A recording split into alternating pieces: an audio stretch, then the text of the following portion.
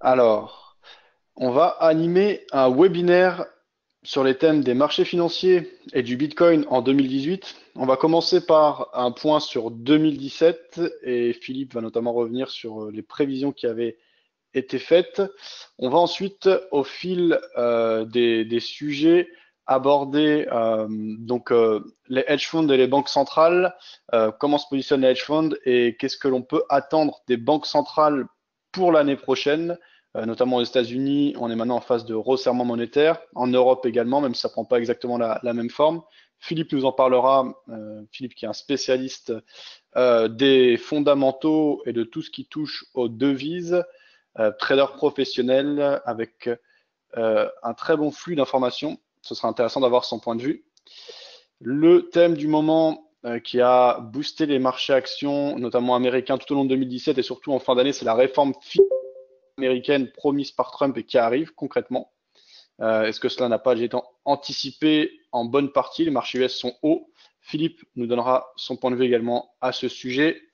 Le positionnement des acteurs, des marchés financiers sont composés de différents acteurs qui n'ont pas tous les mêmes objectifs, les mêmes horizons de temps. Ce sera intéressant de savoir ce que font les gestions, les institutionnels et typiquement les banques centrales euh, à travers le monde. Enfin, pour 2018, Philippe nous parlera des prévisions des grandes banques, Goldman Sachs, Bank of America, CACIB notamment.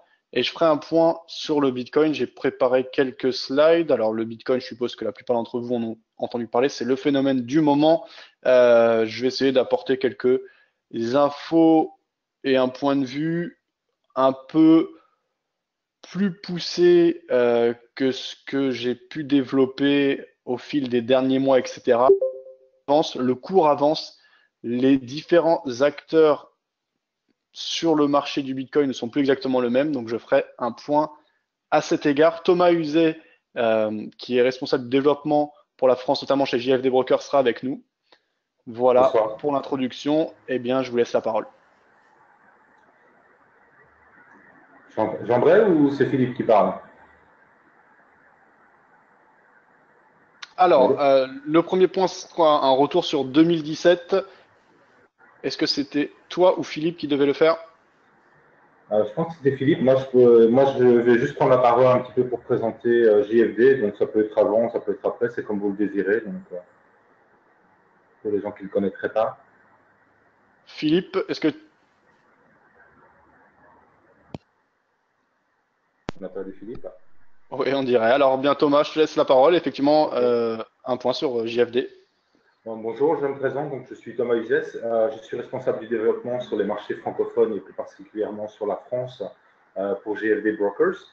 Donc, je ne sais pas, enfin, pour la plupart d'entre vous, je pense que vous avez quand même une certaine connaissance de la part de la société. Donc, c'est une société qui a été fondée en 2011 par Lars Gottwig, avec la volonté de pouvoir fournir un broker, un courtier différent de ce qu'il y avait sur le marché à l'époque, parce que Lars Gottwig était lui et toujours lui-même un trader. Et donc, il voulait avoir justement avoir la possibilité d'offrir un courtier qui ne serait pas en conflit avec les traders et qui pourrait dès lors donner un maximum de services. Ici, donc en fait, il y a vraiment trois points importants. On a la transparence, on a la confiance et également donc, le trader au centre euh, de l'intérêt pour JFD. Ce sont vraiment des choses qui sont importantes pour nous. Euh, c'est pour ça que j'ai rejoint cette compagnie parce que j'ai travaillé courtiers par le passé qui étaient eux tous des market makers. Donc c'est la première fois que je travaille pour un courtier qui est STP, qui travaille donc comme non market maker. Donc pour les personnes qui ne sont pas familiers avec le terme, simplement un market maker, c'est quelqu'un qui ne passe pas les ordres en réel sur les marchés, grossièrement. Donc l'idée est simple, c'est-à-dire que virtuellement vos ordres sont passés sur les marchés, mais ils ne sont jamais. Donc en fait, ce courtier a tout intérêt à ce que vous ne soyez pas formé, vous ne soyez pas éduqué, parce que tous les investissements que vous faites, à partir du moment où vous perdez, eh bien, à ce moment-là, votre investissement tombe euh, tout simplement dans les mains de ce courtier. Donc, plus vous investissez et moins vous êtes bon trader, plus c'est intéressant. Donc ici, pourquoi une transparence chez JFD? Nous sommes STP, donc nous, on a tout intérêt à ce que vous ayez la possibilité d'être autonome, de devenir autonome, d'avoir un accès à l'éducation, de pouvoir peaufiner cette éducation tout au long de votre parcours au sein de notre entreprise. Pourquoi? Parce qu'il est évident que si vous investissez du jour au lendemain, vous perdez tout votre investissement, comme nous plaçons réellement les ordres sur les marchés, eh bien effectivement, si on ne vous aide pas, si on ne vous appuie pas pour pouvoir avoir la possibilité d'être un bon trader ou de devenir un bon trader, eh bien effectivement, vous êtes un client qui ne restera pas chez nous. Donc voilà, qu'est-ce que je peux encore dire par rapport à sa transparence? Tout simplement, on veut contribuer à votre succès. Pour la caméra. On veut contribuer à votre succès. C'est très très important pour nous. Donc c'est pour ça qu'on s'est encadré de quelqu'un comme M. Berny, justement, pour avoir quelqu'un qui puisse donner des analyses vraiment très qualifiées à la pointe du marché, des informations importantes, parce que ça c'est important, c'est la source d'information, savoir où chercher. Également de pouvoir travailler en collaboration avec M. Fabien Labrousse, qui est à la pointe, qui fait beaucoup de recherches, qui sait ce qui se passe sur les marchés. Donc on essaie vraiment de faire cette collaboration la plus intéressante possible et toujours en étant le plus intègre possible. Donc le but, c'est vraiment pour nous de vous donner des outils. Ces outils sont simplement la possibilité, par exemple, d'avoir un... Comment on appelle ça maintenant? Je cherche le mot.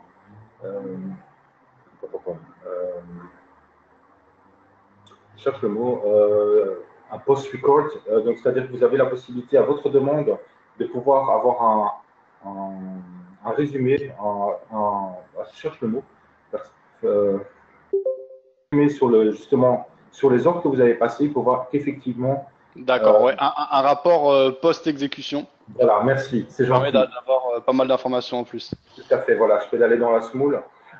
Également, un autre atout qu'on l'on donne qui est très très important à mes yeux, c'est que tous les ordres de nos clients sont passés de manière anonyme, c'est-à-dire qu'on n'a aucune possibilité de savoir qui fait quoi quand vous passez l'ordre. C'est-à-dire qu'on n'a aucun contrôle sur les taux, sur la valeur.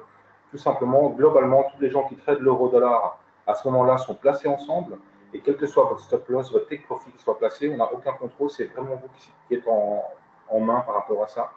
Et on essaie de développer des produits, c'est-à-dire qu'effectivement, on a donné la possibilité maintenant de travailler avec des actifs réels sur le SP500. On va le faire à partir de janvier sur le marché allemand et on envisage de le faire par la suite sur la bourse, sur le marché parisien, français. Et alors, excuse-moi Thomas, si tu veux, on va reprendre d'autres aspects de JFD au fil du webinaire. Mais en termes de timing, je dois passer la main à Philippe, excuse-moi. Je voulais juste mettre un petit point et puis je vous laisse, je m'excuse. Et donc pour savoir, on viendra à votre rencontre. Il est prévu dans le courant de 2018, notamment début février.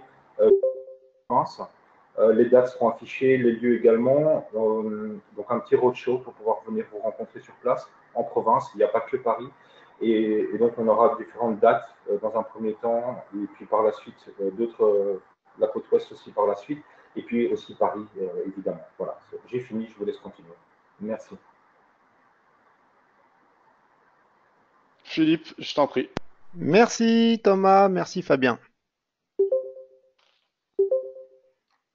Alors tout d'abord, avant de commencer, et comme d'habitude, JFD Brokers tient à vous préciser que le trading sur marge est très risqué et ne convient pas à tous les traders. Ils ne font donc pas investir de l'argent qui vous sert pour vivre tous les jours. Il faut vraiment être zen quand on fait du trading. Ça veut dire que cet argent au pire, je dirais, peut être perdu. Évidemment, c'est pas ce qu'on veut, mais il ne faut pas être affecté psychologiquement par une perte.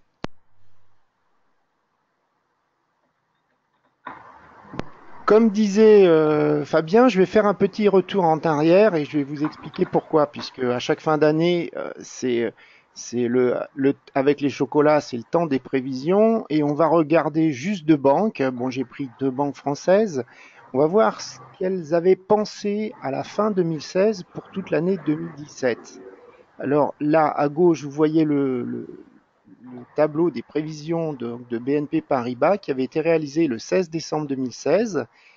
Et à droite, je vous ai mis les petites cases, là, vert, rouge, c'est les cours qui ont été réalisés au 31 janvier 2017 et au 31 mars 2017.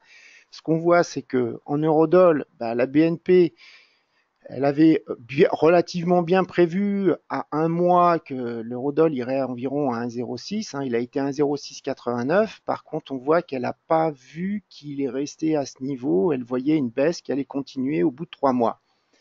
Dollar-yen, pareil, elle avait à peu près vu le niveau à un mois. Elle n'a pas vu la légère. En fait, il a baissé, mais il a moins baissé puisqu'il était à 118,40 quand elle avait fait ses prévisions. Et à 3 mois, il était encore à 115. Enfin, sa prévision était à 115 et en réalité, le dollar yen a baissé, enfin le yen a monté plus fort, donc on s'est retrouvé à 111,38 au 31 mars. L'euro suisse, elle avait vu, je dirais, une relative stabilité. Bon, il a été stable, c'est pour ça que j'ai mis en couleur orange, quoi, saumon. Le câble, elle avait vu aussi une stabilité. Bon, il y a eu une certaine stabilité au début de l'année, il était un petit peu plus haut. Concernant l'ossidol, on voit qu'il est complètement planté. Elle voyait une baisse de l'ossidol et il a monté. Et dollar CAD, hein, le dollar canadien, pareil, elle voyait une baisse du dollar canadien et puis il a plutôt, enfin, je dirais, été soutenu, voire légèrement monté. Déjà, ce qu'on s'aperçoit, c'est que ben, finalement, quasiment, je dirais, ben, il y a 4 prévisions sur 6 au bout de 3 mois qui sont fausses. Il n'y a que 2 prévisions sur 6 au bout d'un mois qui sont fausses. Alors, voilà, on va en parler plus après. Alors, en fait, explication de la banque, hein, qu'est-ce qu'elle voyait, elle, au bout du... pourquoi elle avait fait ces prévisions-là? Bon, elle pensait qu'il fallait rester long dollarienne, mais moins. Enfin, elle pensait qu'il y avait quand même des gains en dollars, hein, qu'il y aurait des gains en dollars. Elle voyait même 128 à la fin de l'année. Et puis, bon, ben, on est à 113,40, hein, on n'est pas à 128. Elle voyait un dollar beaucoup plus ferme pour 2017 à cause de la hausse des taux d'intérêt.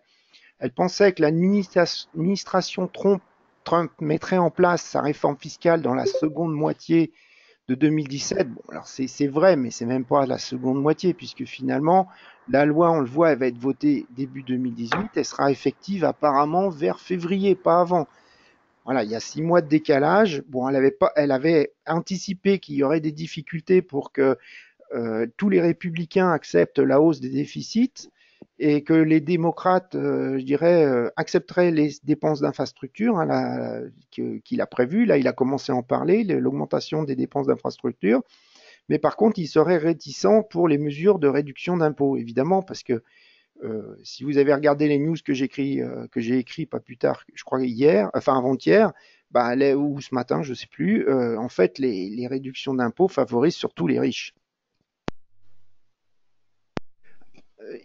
La banque pensait aussi qu'il y aurait des périodes avec des trades de liquidation quand même de ces anticipations de Trumponomics qu'on pourrait, si on faisait il y aurait une assimilation aux Abenomics avec le Japon. Il pensait que bah, il y aurait des moments où le marché douterait de garder une position long dollar. Concernant l'eurodoll, elle pensait qu'il y aurait un tapering de la BCE à la fin de 2017, donc là, elle ne s'est pas trompée, hein, c'est ce qui se passe. Hein. Par contre, elle voyait quand même l'eurodoll aller à la parité. Pour info, bah, enfin, il y avait beaucoup de banques qui voyaient l'eurodoll aller à la parité à la fin de l'année 2017, et le plus bas qu'on a fait, bah, ça a été juste au début de l'année, ça a été le 4 janvier 2017, où on a été voir un 0,340. On n'a jamais revu plus bas depuis. Bon, elle pensait que si l'euro allait baisser plus vite, ça pourrait aider bah, la BCE à réduire ses achats, son QE beaucoup plus vite. Bon, ça, je trouve que c'est un bon raisonnement. Euh, voilà. Elle avait déjà anticipé que l'Europe allait faire face à un calendrier politique difficile. On l'a vu. Il y a eu bah, en mars, le déclenchement de l'article 50 au Royaume-Uni. Il y a eu les élections présidentielles en France, qui au début étaient considérées comme un risque, hein, puisqu'il y avait Marine Le Pen qui est quand même arrivée au second tour et qui est plutôt europhobe, enfin qui voulait, je dirais, une reprise pas d'un euro, pas d'un franc, quoi, quelque part.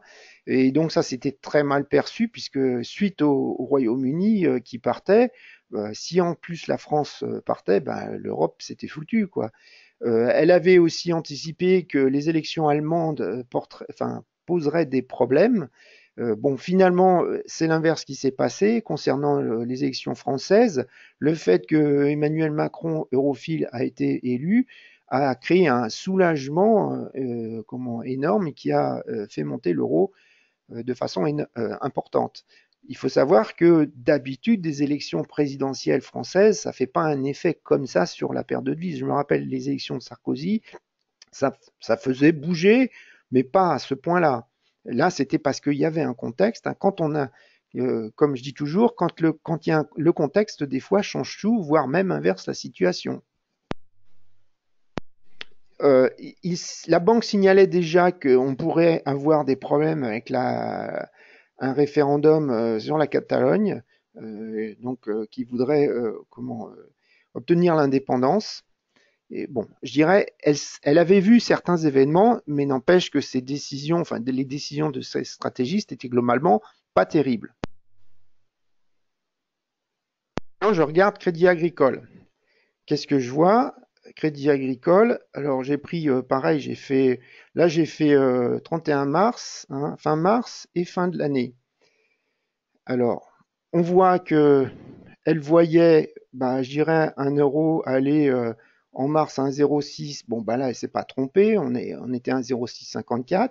Elle le voyait terminer à 1,08 en décembre. Bon, voilà, elle le voyait pas aller à la parité. N'empêche qu'il a été un 18. Donc là, elle s'est complètement plantée. Dollar-yen, elle le voyait monter de 115, bon, aller à 120, puis redescendre à 115. Finalement, il n'a pas monté aussi fort que ça. Bon, même s'il a monté, bon, elle est quand même, bon, allez, on peut dire, j'ai été un peu méchant pour décembre, 113,47, 115, c'est pas si loin que ça. Le câble, bah là, elle n'a pas vu du tout la hausse du câble. Elle a dû je dirais, surpondérer les éléments négatifs. Elle n'a pas vu que finalement, les gens étant tellement short qu'au bout d'un moment, quand ils sentent qu'on commence à voir des progrès dans les négociations sur le Brexit, évidemment, les gars qui ont des positions short, ils les coupent. Hein.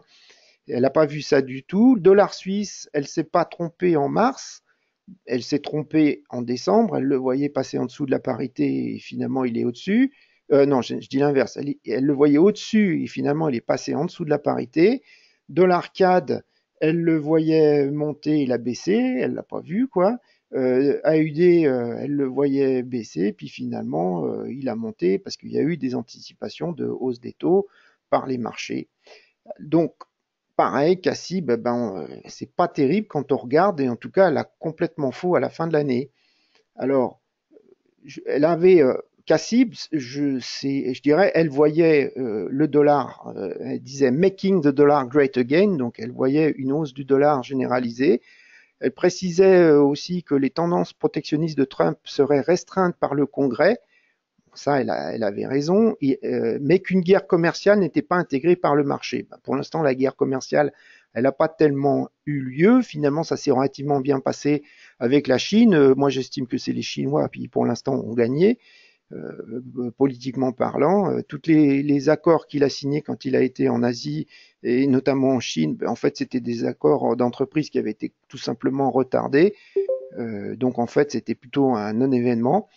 Et voilà, à cette époque, au début, à la fin de l'année 2016, on parlait que l'administration américaine allait absolument traiter la Chine de manipulateur sur le marché d'échange. Finalement, ça n'a pas été vraiment fait.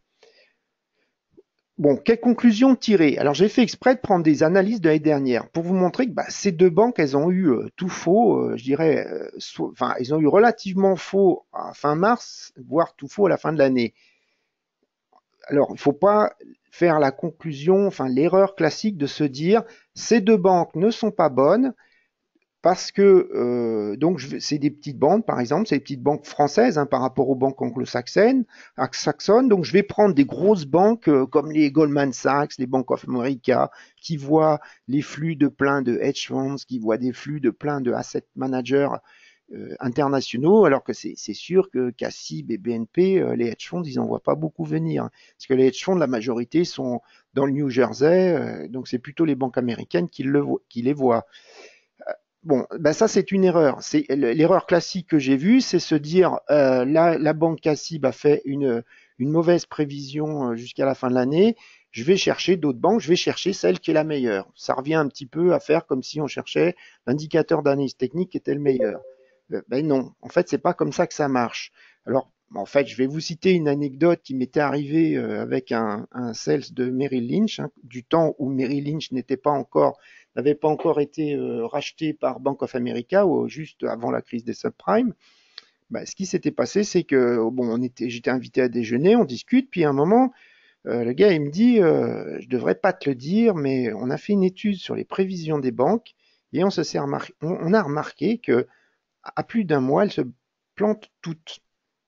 Alors, c'est normal. Quand on réfléchit, c'est complètement logique. Il ne faut pas croire que qui peut savoir ce que Trump a dans la tête. En plus, il est une personne, un personnage qui est relativement imprévisible. Qui est dans la tête de Kim Jong-un? Est-ce qu'il va tirer? Est-ce qu'il va appuyer sur le bouton de l'arme nucléaire? On n'en sait rien. Ça peut se dégrader bêtement entre les deux. Il peut y avoir une aggravation du conflit. On n'est pas dans la tête des gens, des décideurs du monde entier. On n'est pas à l'abri d'événements comme les ouragans qui ont impacté l'économie américaine. Plus vous essayez de faire une prévision à long terme, plus ça équivaut à jeter une pièce en l'air. Donc, regarder des prévisions pour la fin de l'année, entre guillemets, ça sert, les chiffres, je dirais, les chiffres qui vont vous mettre dans les cases, vous allez voir tout ce que vous voulez et ça ne servira à rien. Il y a par exemple Bloomberg qui fait un consensus des prévisions des banques. Il y a aussi Reuters qui fait un Reuters Poll. Dans le passé, moi je me rappelle que Reuters faisait un sondage, donc 1 mois, 3 mois, 6 mois, 1 an. Et à la fin de l'année, il y avait un peu des awards, quoi. Ils faisaient des récompenses. Et ça s'est vite arrêté. Pourquoi? Parce que Reuters s'était tout simplement rendu compte, alors comment il faisait? Pour une paire de novices donnée, tu avais, je dirais, plus 10 quand tu avais 10 points quand tu avais trouvé bon, tu avais 10 points, enfin 10 à 0, suivant ce que tu avais trouvé. Il faisait la somme pour chaque banque de des points gagnés par toutes les prévisions, avec toutes les prévisions, bonnes prévisions de chaque banque. Et puis bon, il y avait le lauréat pour celui qui avait trouvé au bout d'un mois, 3 mois, 6 mois, 1 an. Et on s'est rendu compte d'un truc, hein, c'est que les prévisions à 1 an, celui qui était premier, enfin les 3 premiers qui avaient trouvé l'année dernière quel était le niveau des devises à la fin de l'année, ils étaient des fois derniers du classement l'année suivante. En fait, il y avait une dispersion énorme. Et comme je vous disais, c'est complètement logique. Il y a tellement de choses qui se passent dans le monde entier. Il y a des millions de personnes qui traitent. Il y a des entreprises qui vont faire des flux pour des raisons personnelles, enfin je dirais propres à elles-mêmes. Vous avez des banques centrales, il y a tellement d'opérateurs et qui pensent tous de façon différente. Plus je vous dis plein d'événements qui sont imprévus, c'est impossible de savoir où sera l'eurodoll à la fin de l'année. Et j'en sais pas plus que vous. Alors, ce qu'il y a, ça ne veut pas dire que les analyses des banques sont mauvaises. Les analyses des banques, en réalité, elles sont relativement bonnes à 1 mois. Enfin, il y en a certaines qui sont relativement bonnes. CACIB, par exemple, ils font des analyses intraday qui sont très très bonnes. Il y a des CACIB, les Morgan Stanley, elles sont très bonnes en intraday, mais plus on rajoute du temps, plus il y a de l'incertitude. Hein, qui sait comment va se terminer le Brexit? On n'en sait rien. Qui, parmi toutes les entreprises du Royaume-Uni, vont décider de délocaliser en Irlande? Combien vont aller en Irlande? Combien vont aller à Francfort? Combien vont aller à Paris? Si vous le savez, bravo, quoi. Je veux dire, c'est impossible. Donc, en fait, vous allez maintenant me poser la question suivante, mais pourquoi alors elles font des analyses? Alors là, on va se tourner vers Thomas, et puis on va dire, tiens, Thomas, par exemple, il en a marre d'être chauve, et puis il va voir son médecin. Puis il va dire, écoutez, vous n'avez pas un truc, parce que là, moi, j'ai perdu mes cheveux, Et puis, ben voilà, vous n'avez pas un élixir, machin, bidule. Et puis, il y a deux solutions. Soit le médecin va être franc, il va lui dire, vous savez, la calvitie, c'est un phénomène sexuel secondaire. En clair, c'est normal que tous les hommes mâles perdent leurs cheveux. Bon, il y en a qui perdent plus de cheveux que d'autres, et il y en a qui en perdent moins.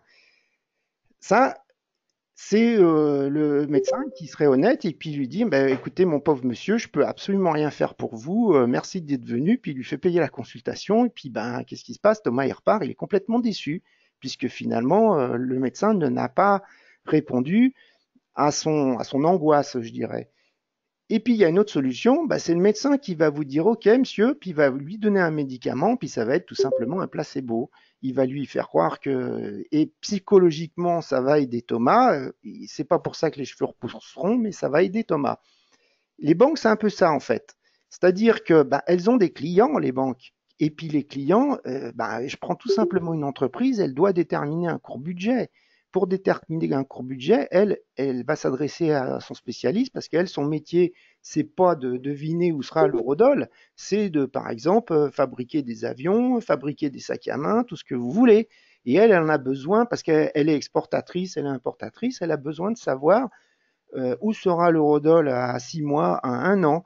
Elle va demander donc à la banque, et puis la banque va lui faire une anticipation avec tous les éléments qu'elle a, elle a à disposition. Les stratégistes, ils vont essayer d'être le plus, je dirais, objectif et puis le plus exhaustif possible en fonction des éléments, des données qu'ils ont. En fait, la banque, elle fait une analyse parce que son client le demande. Le problème, bah, c'est qu'en réalité, toutes les analyses que vous allez avoir, que vous allez voir de n'importe qui pour 2018, elles sont valables à court terme. Elles ne sont pas valables à long terme. Elles sont valables à maximum un mois. Hein, vous verrez que là, si on regarde, on va regarder quelques prévisions. Enfin, je vais vous donner des prévisions de banque à la fin de l'année. Si on se reverra à la fin de l'année prochaine, j'espère. Et enfin, et vous verrez, ça se trouve, bah, je vais vous sortir exactement le même discours. Alors, je vous disais, je vous le dis encore une fois, faut pas chercher à savoir si la banque elle est meilleure ou elle est moins bonne. Moi, je regarde jamais les niveaux, là, les prévisions, je les regarde absolument pas. Ce que je regarde, c'est leur raisonnement.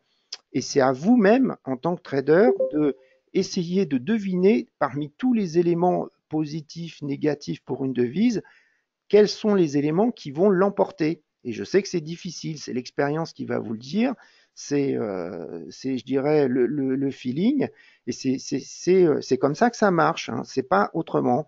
L'anticipation d'une banque en intraday, elle peut être très bonne. Donc c'est pour ça, par exemple, que des fois je mets des positionnements, enfin des positions pour la matinée seulement de certains traders. Des fois je le mets pas. Là, je pense qu'il y en a un, ça fait 3 fois qu'il se trompe sur l'eurodoll. J'étais pas trop d'accord avec lui et tout. Ben, je l'ai pas mis hier, je l'ai pas mis avant-hier sur l'eurodoll. Ben, j'avais raison. Bon, mais ce que je veux dire, je le mets quand même des fois parce que ben, pourquoi moi j'aurais plus raison que lui? C'est aussi un professionnel et souvent d'ailleurs il se trompe pas en intraday. Mais ce qu'il pense au moment où il le pense, et ça c'est comme vous pouvez avoir tout à fait raison quand vous prenez un trade, mais il y a des événements qui arrivent en cours de route qui font que ben, votre raisonnement devient complètement invalidé, ou alors même, je dirais, conforté, et vous allez pouvoir mettre votre take profit plus loin, ou invalider, et là il vaut mieux peut-être couper la position, voire l'inverser. Voilà, donc c'est comme ce que je vous écris le matin. Moi, ce que je vous écris le matin, c'est valable le matin. Et l'après-midi, s'il y a des chiffres ou autre, bah, la donne peut changer.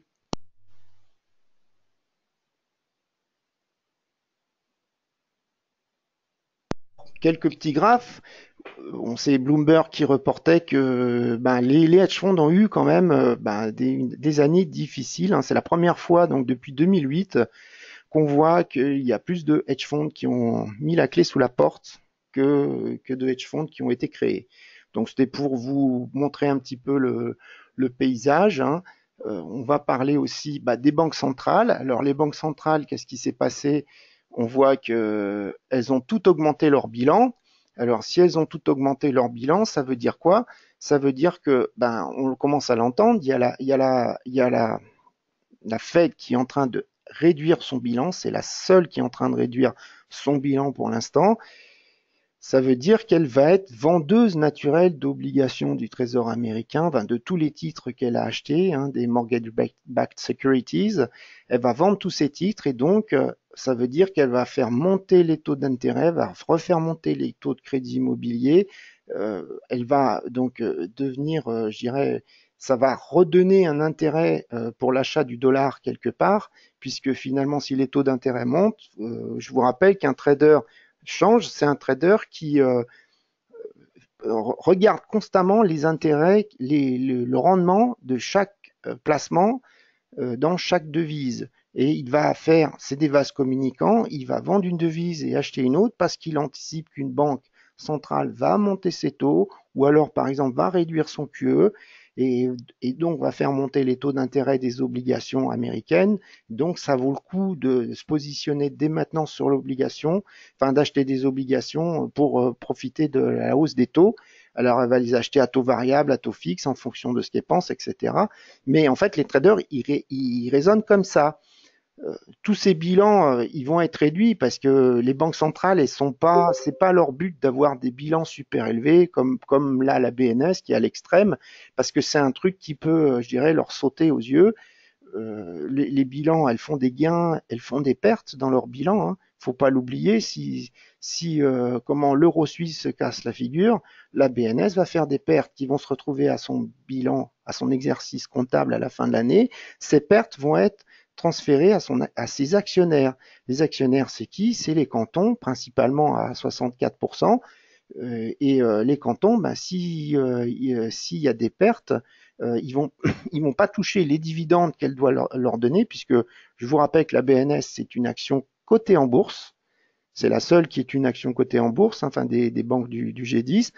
Et ben, si une action fait des pertes, et c'est arrivé il y a une année où la BNS n'a pas donné de dividendes, donc de revenus aux cantons, et les cantons ils en ont besoin puisque ça fait partie de leur recette budgétaire. Et si la recette budgétaire est plus faible, ben, c'est les impôts qui montent. Une banque centrale qui fait des pertes comptables, de toute façon, ça se retrouve dans les impôts, hein, tôt ou tard. Puisque, par exemple, la BCE appartient à la Banque de France, appartient à la Bundesbank, etc. Et la Banque de France appartient à l'État. Si elle fait des pertes continuellement, c'est l'État qui va être obligé d'émettre des obligations, d'emprunter, et qui va être obligé de payer des intérêts. Et les intérêts, si elle n'a pas assez d'argent, elle augmente les impôts. C'est pas gratuit.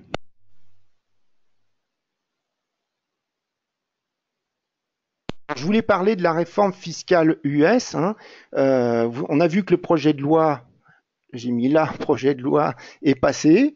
Bon, il sera voté pour des raisons techniques le 3 janvier. En fait, c'est pour éviter, je dirais, des problèmes sur Obamacare. Bon, le président donc votera le 3, pas le vote, c'est pas le vote, hein, c'est la signature du président qui aura lieu le 3 janvier. Il y a encore le problème. Bon, la Fed, comme je disais, Janet Yellen l'a dit dans son la dernière réunion qu'elle a faite les 13 décembre dernier là, du FOMC. Elle a dit que ça avait été pris en compte par plusieurs membres du FOMC pour déterminer ce qu'on appelle les dot plots. Hein, je vais vous en parler après. Bon, ce que je suis en train de ressentir, c'est que ben, c'était ce que pensaient déjà certains républicains, c'est que l'augmentation des déficits générés par la réforme fiscale là, sur 10 ans risque de devenir un thème d'inquiétude des marchés.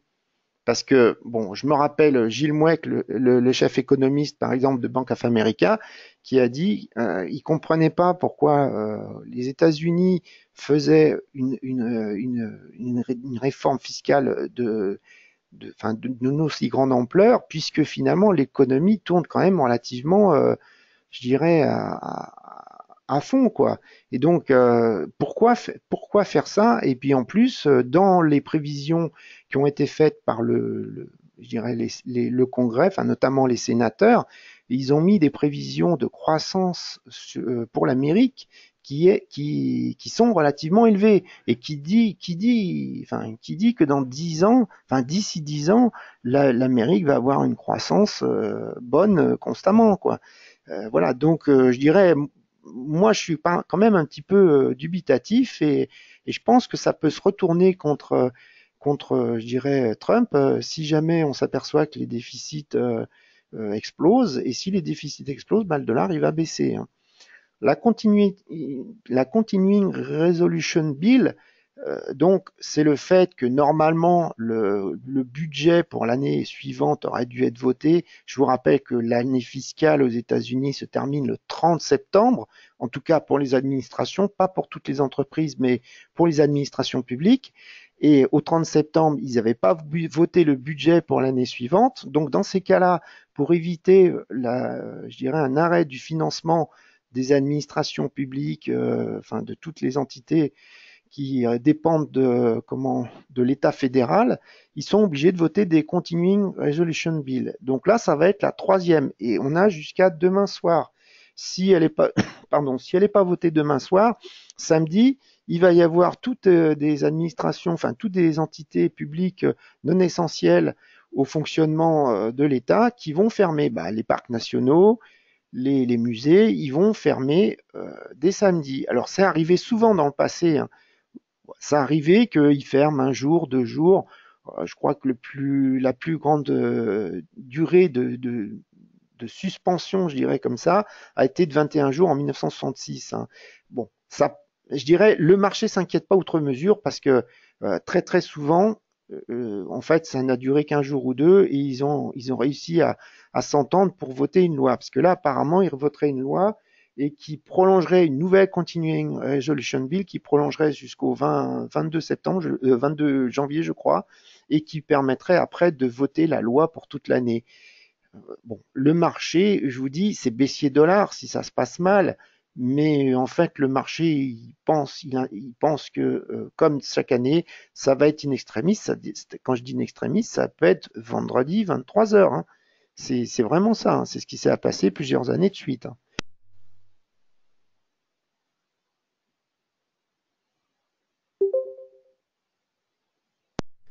Concernant la Fed, je voulais vous faire remarquer que bon, il y a un changement sans précédent à la Fed.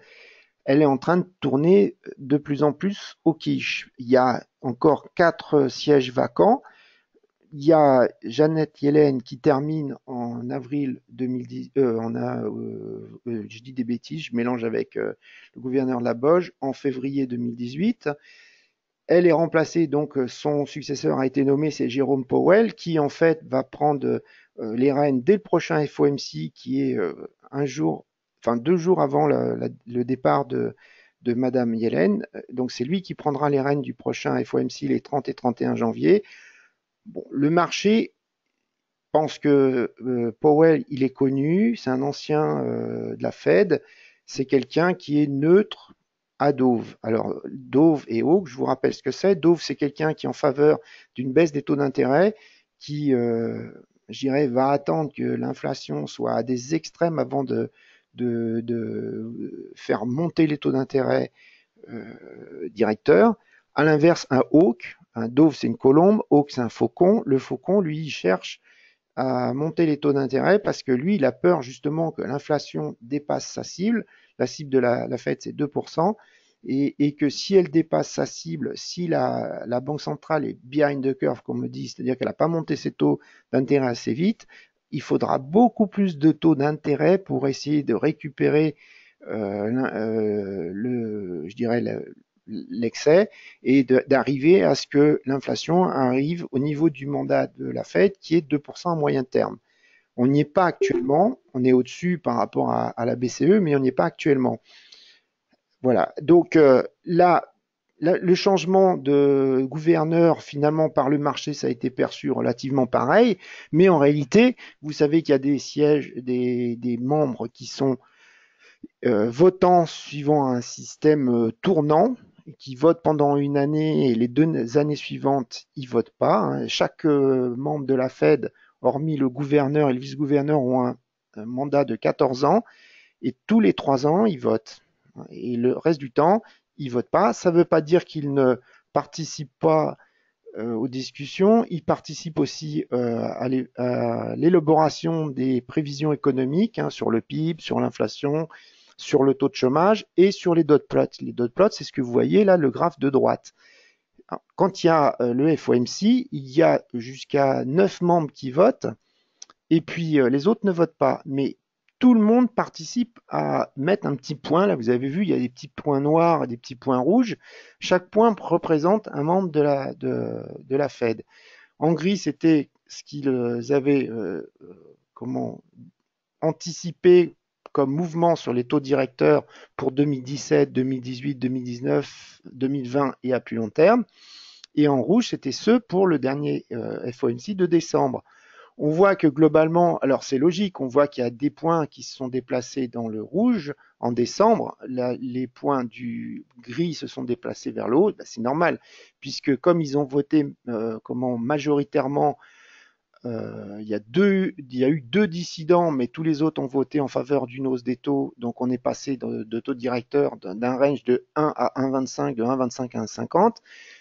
Maintenant, comme on est de 1,25 à 1,50, évidemment, enfin, je dirais, comme ils anticipent quand même une amélioration de la croissance, une reprise qui continue, ils vont pas voter pour une baisse. Hein. Donc, on voit que globalement, ils sont en train de décaler vers le haut leur anticipation de hausse des taux.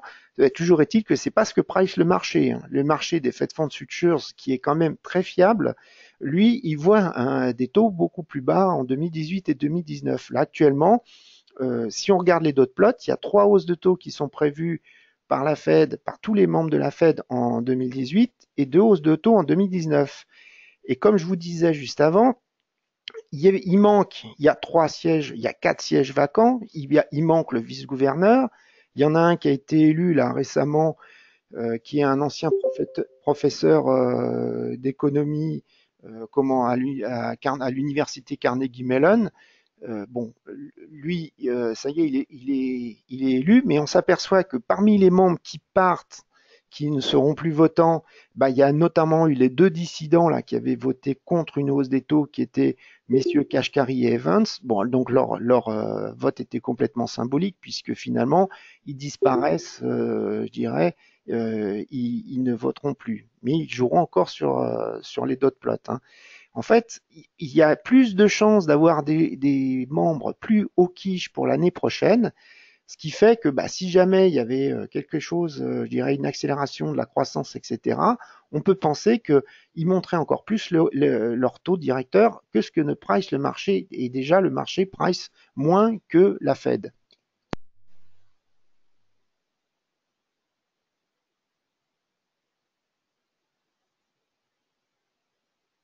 Alors le fait que justement il y a des changements, on pourrait penser, je vous dis, que les marchés vont finir par anticiper, monter leurs anticipations de hausse de taux. Si le marché monte ses anticipations de hausse de taux, ça veut dire que le dollar il va monter. Alors, concernant la BCE, elle a réduit ses achats de mensuels. Alors, je vous ai dit, la Fed, j'ai oublié de le dire, elle réduit son QE, elle est en train de le réduire. Le problème, c'est que ce qu'elle fait, c'est ridiculement faible par rapport aux quantités d'obligations qu'elle a en cours. C'est une très très faible réduction pour l'instant. La BCE, elle n'en est même pas là. Elle en est à réduire ses achats, c'est-à-dire qu'elle continue à faire augmenter la masse monétaire, hein, puisque si elle achète des titres aux banques commerciales, c'est pour donner du cash et pour que les banques commerciales, au lieu d'avoir des titres, ont du cash, et le cash, elles le prêtent pour des crédits. Voilà. Bon. En fait, ce qu'elle a fait, son QE, il marche. Hein, rien qu'en France, vous l'entendez, les ventes d'immobilier n'arrêtent pas de croître, les prix montent puisque en fait les gens veulent profiter. Et puis il y a plein de gens qui ont pris conscience que la BCE va finir par monter ses taux d'intérêt. Le crédit pas cher, ça va être fini tôt ou tard. Donc du coup, les prix immobiliers montent en France. Là, je parlerai après un petit peu. Oui, si en fait, donc elle réduit ses achats. Elle achète toujours, elle en est en ce qu'on appelle dans le cycle de tapering. Elle commence à réduire ses achats et il va falloir qu'elle arrête. Le marché anticipait qu'elle annonce une fin de son tapering, donc les arrêts des achats complètement, pas forcément une réduction, hein, puisqu'une réduction c'est quoi? C'est quand une obligation d'État arrive à échéance, c'est l'État qui rembourse le propriétaire l'obligation. Si c'est la BCE, elle lui donne du cash. Et là, actuellement, toutes les obligations qui arrivent à échéance, le cash que reçoit la BCE, elle le réinvestit donc à hauteur du même montant dans comment une autre obligation, une nouvelle obligation émise un pays, un gouvernement de la zone euro. En clair, elle réinvestit, donc en fait, du coup, ça ne réduit pas je dirais le montant de ses actifs à son bilan. Là, elle n'en est même pas là pour l'instant, hein. Le marché pensait qu'elle allait donc juste arrêter les achats qu'elle allait annoncer pour septembre. Et en fait, qu'est-ce qui s'est passé? On l'a vu lors du dernier conseil des gouverneurs. Elle n'a pas signalé de fin programmée à son QE. Alors déjà, il y a eu quand même quelques voix parmi la BCE qui sont élevées, notamment le président de la Bundesbank. Bon, c'est pas trop étonnant, qui est pas d'accord, qui pense qu'il fallait annoncer une fin du QE. Et puis, ce qu'on entend, ben, c'est que le marché les critiques commencent à s'intensifier, puisque en fait la reprise de la zone euro, elle est de plus en plus généralisée. C'est ce qu'a dit Monsieur Curé, c'est le Français qui est l'ancien du Trésor français, qui est donc maintenant membre du directoire à la BCE, hein, donc il y a une voix qui est quand même très importante, et il a décrit la reprise en zone euro comme la plus généralisée dans tous les États de la zone euro depuis la récession de 2008, et il a même rajouté, voire même depuis la création de la monnaie unique. En fait, ben, la BCE, ils sont doves, hein, ils sont très en faveur d'une baisse des taux, enfin, monter les taux le plus tard possible. La Fed devient de plus en plus au quiche et la BCE, pour l'instant, elle reste dovish. Ce qu'il y a, c'est qu'il y a des critiques qui s'intensifient. On l'a vu pas plus tard que, je dirais, c'est hier. En fait, qu'est-ce qui s'est passé? Il y a l'euro qui a monté parce qu'en fait, il y a le ministre des Finances du Danemark, c'est Monsieur Jensen. Il a dit que la reprise économique du Danemark était en cours depuis plus longtemps qu'ailleurs, sous-entendu plus longtemps que la zone euro. Et il a même rajouté que ça serait positif si la BCE ralentissait sa politique monétaire agressive. Alors pourquoi il s'en est mêlé? Parce que l'euro DKK est coté suivant un PEG. Alors un PEG, c'est quoi? C'est les deux monnaies qui sont liées.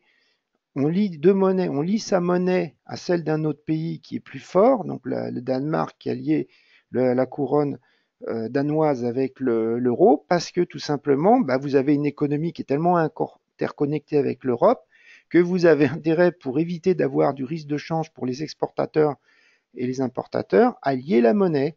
Alors, les PEG, il y en a plein, hein. Il y a le rial d'Arabie Saoudite, par exemple, il est complètement lié au dollar depuis 1983.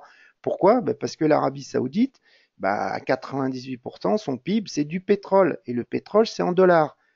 Si elle lie le rial d'Arabie Saoudite avec le dollar, vous vous retrouvez avec pas de risque de change. L'effet pervers d'avoir un PEG, hein, il y en a plusieurs, mais celui que là je vais vous citer aujourd'hui, c'est que vous avez lié complètement votre monnaie à une autre, il y a un cours de change qui bouge quasiment pas, hein, et qu'est-ce qui se passe? Alors, comment vous faites? C'est la Banque centrale, hein. Si, par exemple, l'euro DKK monte, elle vend l'euro DKK.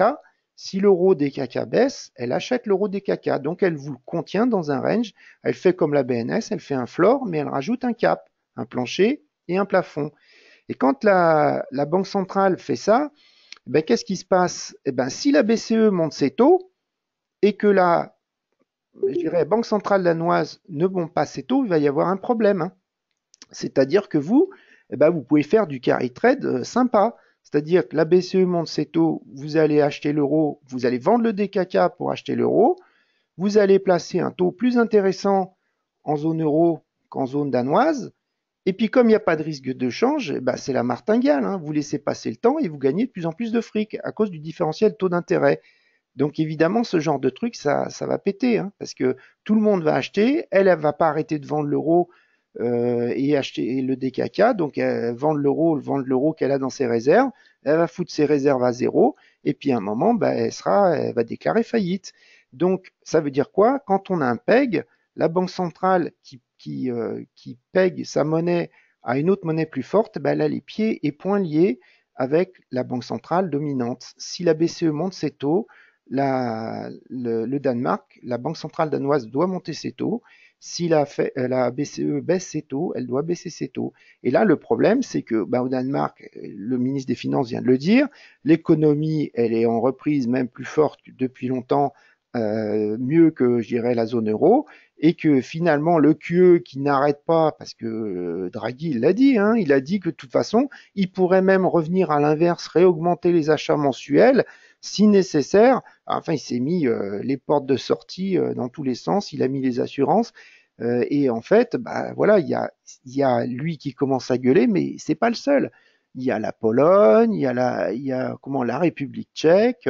Alors la Pologne, c'est pas, il y a des pays qui sont plus ou moins liés, hein, je veux dire, qui sont plus ou moins payés. C'est pas forcément des pegs complets, mais en fait, tous ces pays qui sont satellites autour de l'Europe bah, subissent le QE de la BCE. Et en fait, ça les gêne, hein, le Danemark, la Norvège, la Suède. Donc la Suède, ben, elle a déjà, elle s'est donc réunie pour sa politique de taux directeur hier et elle a dit dans ses projections, hein, dans l'équivalent de ses dot plots, ben, qu'elle voyait une hausse des taux, elle. Voilà, la BCE, elle fait l'inverse, elle dit, moi d'abord je ralentis mes achats, et puis après, mais bien après, donc plutôt 2019, là je penserais peut-être à monter les taux d'intérêt. En fait, elle fait l'opposé, par exemple, de la BOE, qui la BOE continue son QE et a déjà monté ses taux d'intérêt pour la première fois depuis 10 ans en novembre. Et voilà. La BCE, elle va avoir de plus en plus de critiques. Alors, est-ce qu'ils vont, je dirais, fléchir? Je ne sais pas. Mais si les critiques s'intensifient et si on sent dans les discours de la BCE qu'elle va commencer je dirais, ben, en tenir compte, ben, l'euro, il va monter hein, à cause de ça. Alors un autre truc, c'est que ben, si la hausse des taux directeurs de la Fed, si la Fed est plus au quiche et que la hausse des taux directeurs s'accélère de la Fed, ben, ça va faire baisser l'eurodoll. Et si ça fait baisser l'eurodoll, ça aide la BCE. Alors, vous voyez, il y a tous ces éléments. Après, au cours du temps, il faut déterminer lequel qui va être le plus fort et le plus faible. Hein. Je continue. La Boge, elle détient 43% des obligations gouvernementales japonaises, donc ça devient un vrai problème. Ça, j'en ai parlé, je ne vais pas trop en parler. J'ai fait hier un webinaire sur la Banque centrale japonaise, donc je vous conseille d'écrire à support@jfdbrokers.com. Ils vous fourniront le lien vers la vidéo et comme ça vous aurez plus de détails. Enfin, toujours est-il, pour résumer, la Boge, elle n'est pas prête de 10 000, elle n'en est même pas au tapering, hein, elle n'en est même pas à la réduction des achats, c'est même plutôt l'inverse. Le marché, il l'a quand même intégré. Et là, qu'est-ce qui s'est passé? Il y a eu les élections anticipées en octobre dernier. Donc, c'est le Premier ministre, Monsieur Abe, qui a donc déclenché des élections anticipées. Et il a raison. Il a eu raison. En fait, il a réussi à obtenir la supermajorité, donc avec les coalitions. Et donc, il a, je dirais, les points pouvoir donc aux trois chambres je dirais des parlementaires, des représentants japonais. Et bah, ce qui se passe, c'est que, bah, je vous l'ai dit hier, c'est que la Bosch, c'est pas la Fed, c'est pas la BCE, elle est très très tributaire du ministère des Finances. Donc même si jamais Kuroda, qui termine son mandat en avril 2018, n'était pas réélu, de toute façon à la place, il mettrait quelqu'un qui est du même tempérament, qui est dovish, très dovish. Et en plus, on voit que parmi les 9 membres actuellement là, au comité directeur, au meeting de politique monétaire de la BOJ, il y a le dernier, monsieur Kataoka, qui a été nommé récemment, ben, qui est encore plus dovish que tous les autres membres. Et il commence à influencer, je dirais, ben, justement le comité. Voilà, donc il y a beaucoup de banques qui pensent que même si on est quand même très short en positionnement sur les marchés de futurs et sur le marché OTC, de toute façon, par exemple avec le dollar yen, entre une Fed qui est en train de plus ou moins monter ses taux et plus une Bosch qui est pas du tout en train de monter ses taux, qui elle qui est un combat aussi sur l'inflation et tant qu'il n'y aura pas vraiment d'inflation, va continuer dans ce sens. Voilà, on est dans ce phénomène. Bon, elle commence à être coincée hein, puisqu'elle achète trop d'obligations, elle achète trop d'ETF. Ben, regardez la vidéo.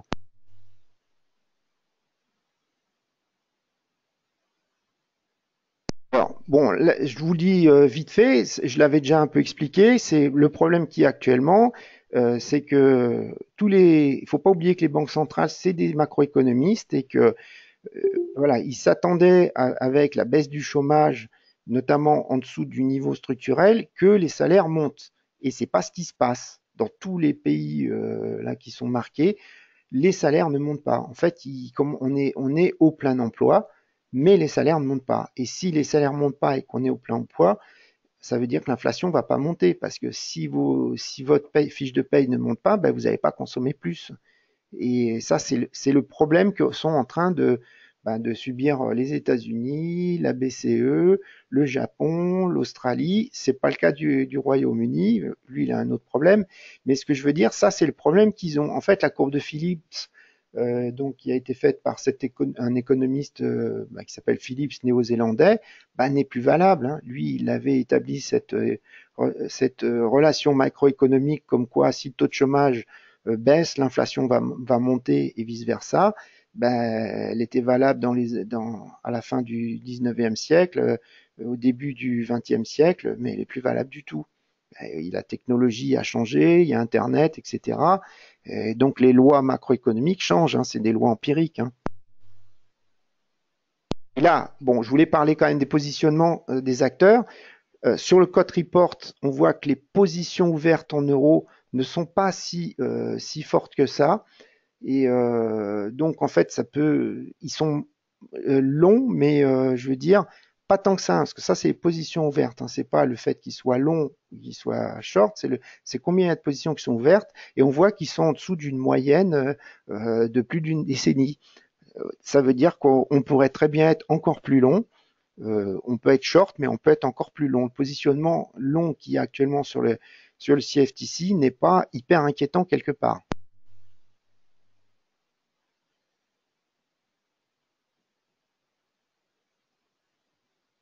Et si on regarde un autre graphe, hein, c'est les achats d'actions européennes par les gérants de fonds étrangers. On voit qu'il y a eu une accélération. En fait, déjà, on voit une première chose, c'est qu'à partir de 2014-2015, je prends la courbe moyenne, hein, qui est la somme sur 6 mois glissant de la courbe rouge. En fait, qu'est-ce qui se passe? On voit qu'en 2015, il y a plein d'acteurs qui sont sortis de la zone euro. Pourquoi? Parce que la BCE était en train de mettre son QE. Et voilà, ils ont sorti de la zone euro, ils ne croyaient plus en la zone euro. Bon, et ce qui s'est passé depuis 2016, c'est l'inverse. Il y a plein d'acteurs, d'asset managers qui n'arrêtent pas d'acheter l'euro. C'est pour ça qu'on a, entre autres, qu'on n'a pas été à la parité, parce qu'il ne faut pas oublier que les asset managers, c'est des milliers de milliards d'euros, de dollars. C'est pas des petites sommes, ils sont beaucoup plus gros que les hedge funds. Donc c'est eux qui font la vraie tendance de fond.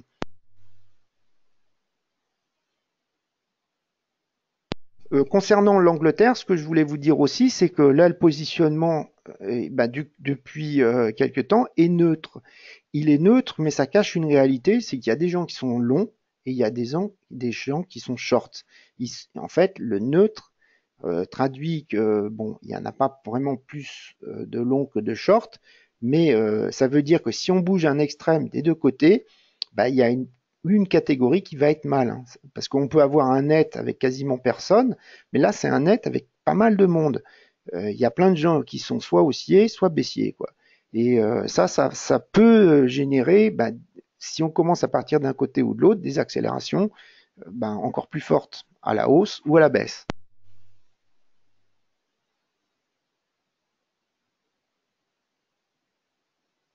On vient sur les anticipations. Donc, je vous ai dit, il faut mettre un bémol aux anticipations. Il faut juste regarder qu'est-ce qu'ils regardent. Et pourquoi il faut regarder ce que ces banques regardent? Mais parce que Goldman Sachs, il y a tous les hedge funds, il y a tous les asset managers anglo-saxons qui lisent les études de Goldman Sachs et qui vont être influencés par ce que Goldman Sachs dit, même si peut-être à la fin de l'année ça sera faux. En tout cas, à court terme, ça va les influencer, hein, parce que s'ils disent quelque chose pour la fin de l'année, s'ils disent l'eurodoll va monter à la fin de l'année, l'asset manager, c'est aujourd'hui qu'il l'achète, c'est pas à la fin de l'année. Donc en fait, l'effet est immédiat. Alors, que dit Goldman Sachs?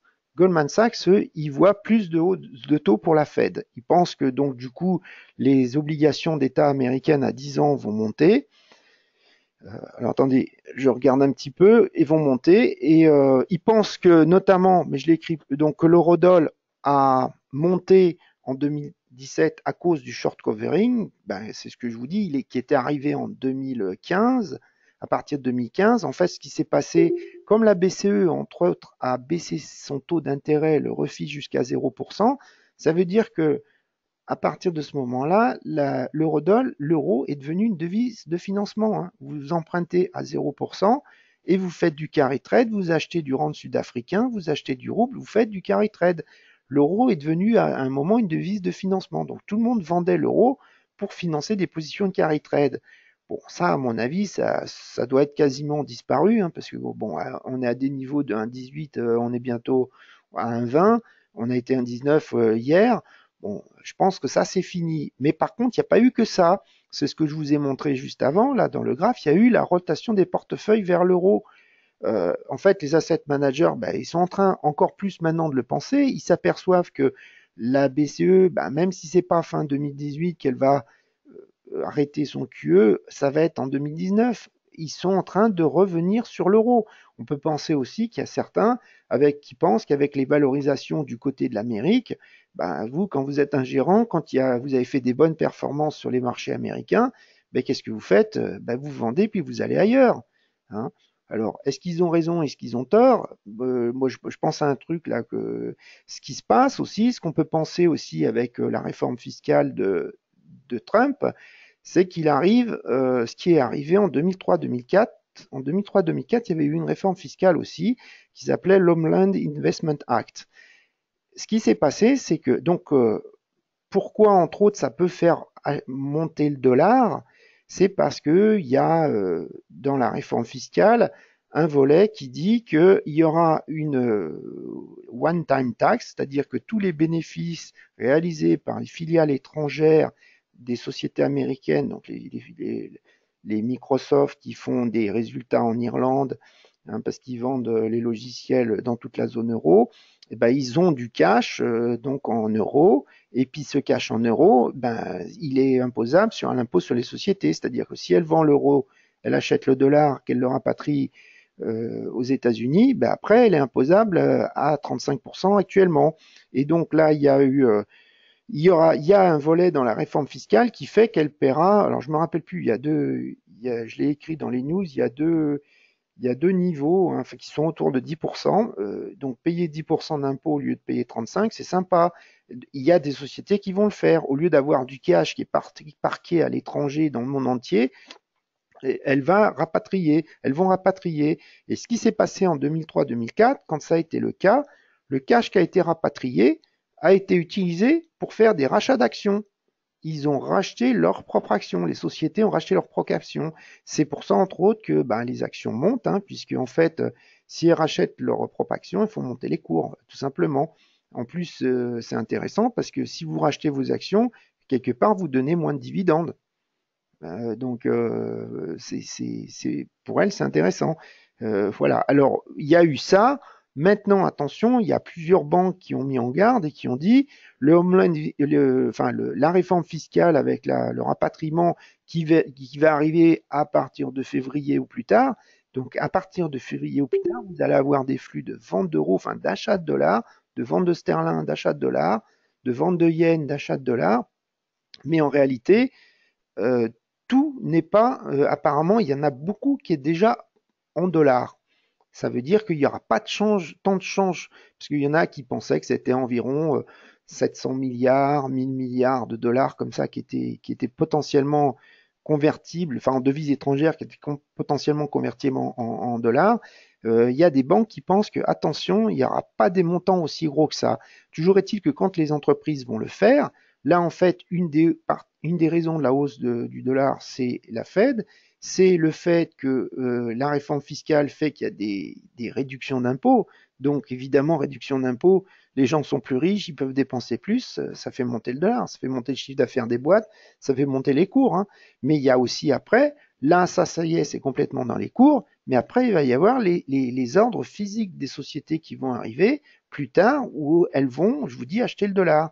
Est-ce qu'ils vont être hyper importants? Pas si évident. Il va falloir surveiller, mais de toute façon, il y aura ça va peser sur tout l'eurodoll, sur le câble à des moments. Ça, c'est clair.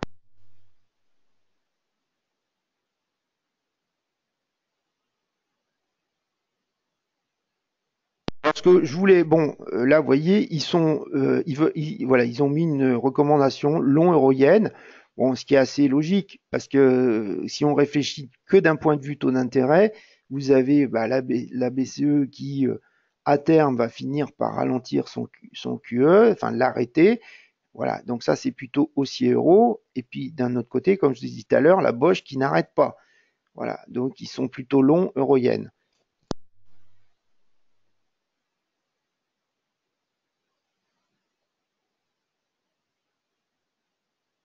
Maintenant, je passe à une autre banque anglo-saxonne, Bank of America. Elle va dans le même sens. Elle pense que les achats d'actions européennes vont continuer. Elle précise, là, c'est les stratégistes equities, hein, je regardais ce qu'ils mentionnaient. Elle précise notamment qu'ils achèteraient des télécoms européens et des banques. Et ils pensaient notamment à la Société Générale. Bon, dans les détails, je ne sais pas pourquoi. Mais ils sont aussi dans le sens, ils pensent que les flux entrants qui vont venir des acteurs américains, enfin des acteurs étrangers, je dirais, pour euh, je dirais, réallouer en zone euro va continuer. Ils pensent que la volatilité de l'euro-dollar est basse. Ça veut dire quoi?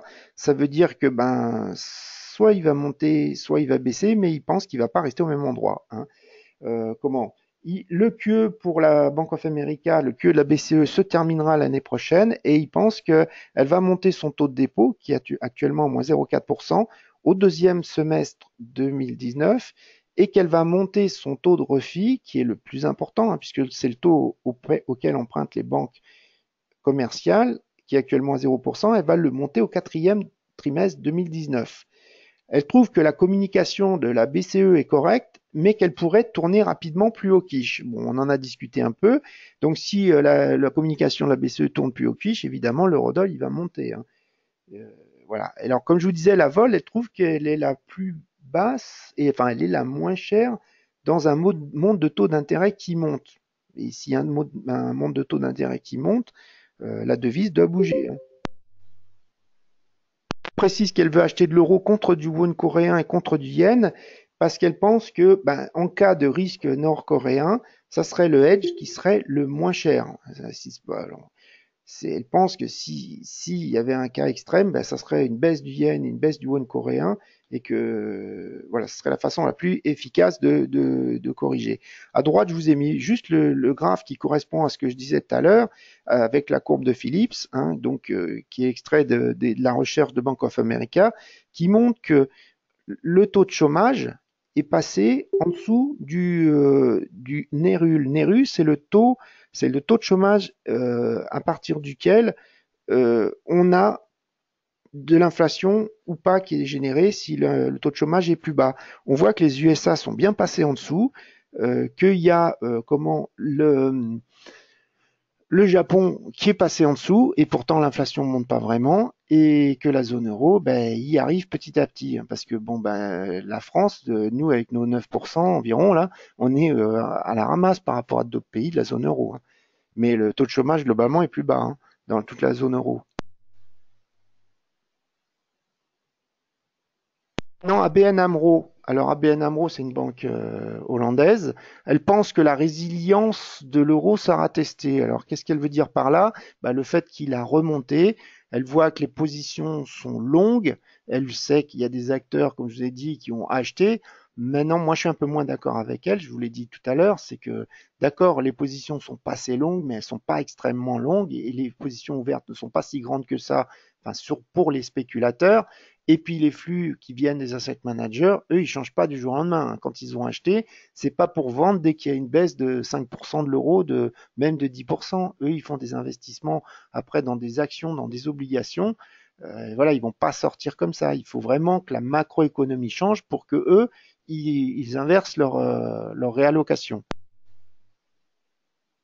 Là, on voit d'ailleurs à droite, ben, c'est ABN qui fait le graphe un peu que je vous ai dit, avec l'euro Trade Weighted Index, hein, donc pondéré par le commerce extérieur, parce que c'est souvent comme ça que regardent les stratégistes et que regardent la valeur d'une devise et que regardent comment les banquiers centraux, ils utilisent les devises en trade weighting index et pas euro contre dollar, euro contre yen, et ils montrent bien que ben, les investissements directs et les flux de portefeuille, investissement direct, hein, c'est quand on va acheter une usine, quand on va investir, on va créer quelque chose dans le pays, quoi, une société, et puis les flux de portefeuille, ben ça c'est quand on achète des obligations, etc.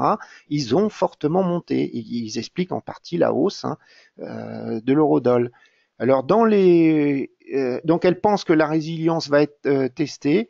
Bah, l'euro il a monté de 13% hein, quand même hein, depuis le début de l'année. Bon, mais elle dit quand même que la BCE va évoluer vers une politique de moins en moins accommodante, donc ça c'est plutôt aussi euro, et que bon, elle pense aussi que comment je dirais, la croissance de l'économie est attendue plus forte par le marché que ce qu'est la réalité. Et c'est pour ça qu'elle pense que ben il y a l'euro a boosté quoi. Hein. Et puis le fait aussi que les risques politiques, comme je vous expliquais, ben, ils ont baissé globalement, hein, puisque avec je dirais la zone euro qui est en train de se maintenir malgré le Brexit. Hein.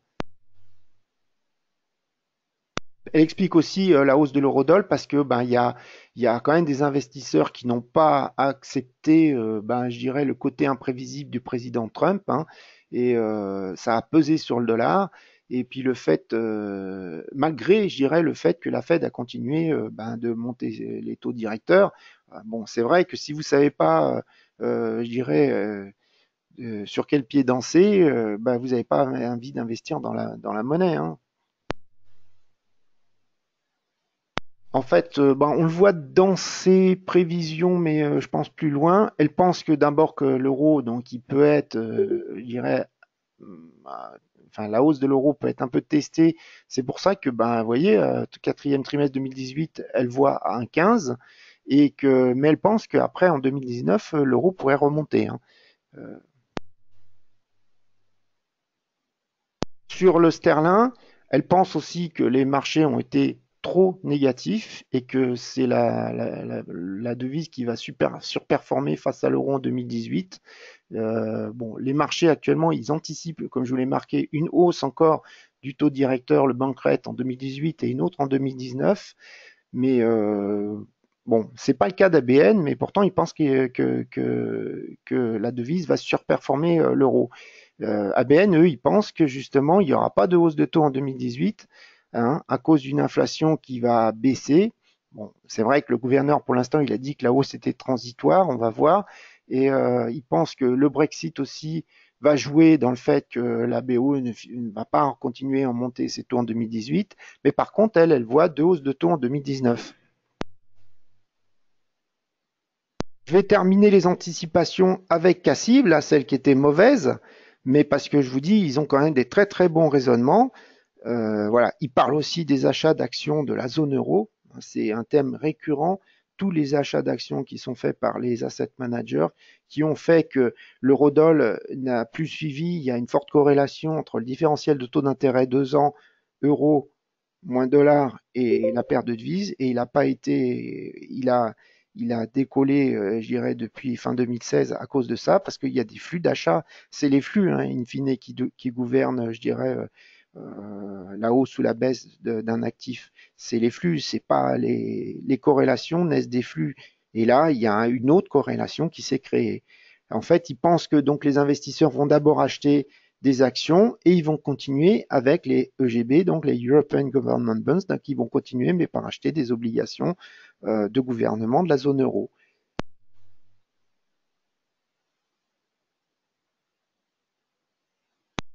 En clair, il voit l'euro à 1,23 en décembre 2018 et il le voit encore plus haut en 2019. Fin 2019, il le voit à 1,27. Concernant le sterling, il pense que le risque du Brexit va diminuer et que le sterling bah, va valoir 1,40 en décembre 2018 et même 1,46 en décembre 2019. Bon, on verra d'ici là comment ça va se débrouiller. Donc, de toute façon, je vous l'avais dit, hein, ce qui va se passer là, c'est à partir de mars 2018.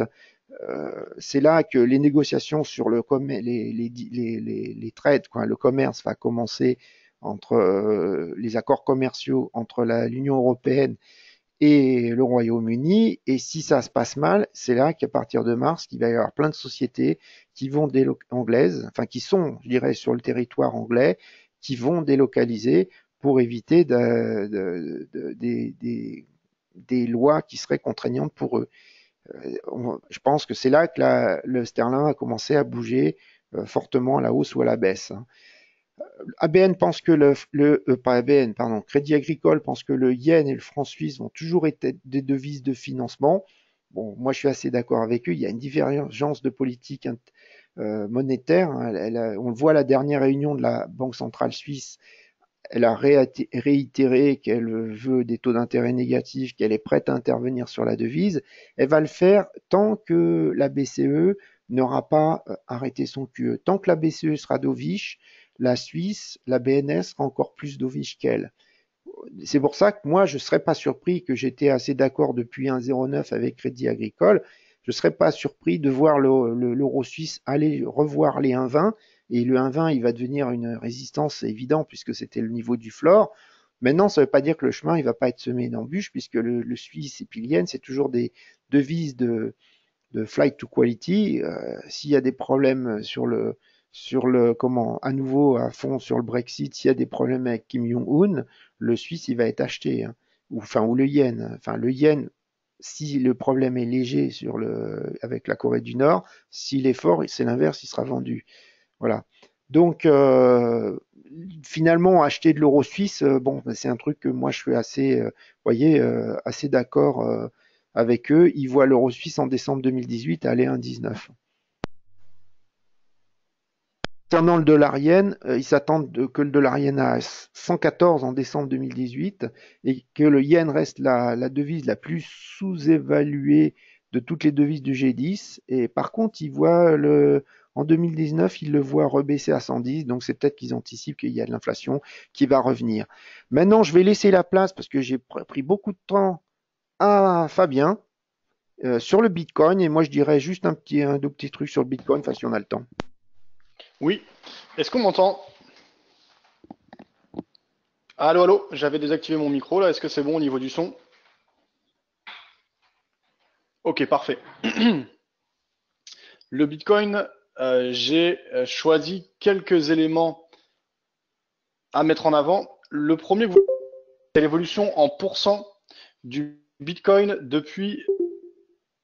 Je vais ouvrir mon propre slide parce que je vois pas bien sur le webinaire. Ok.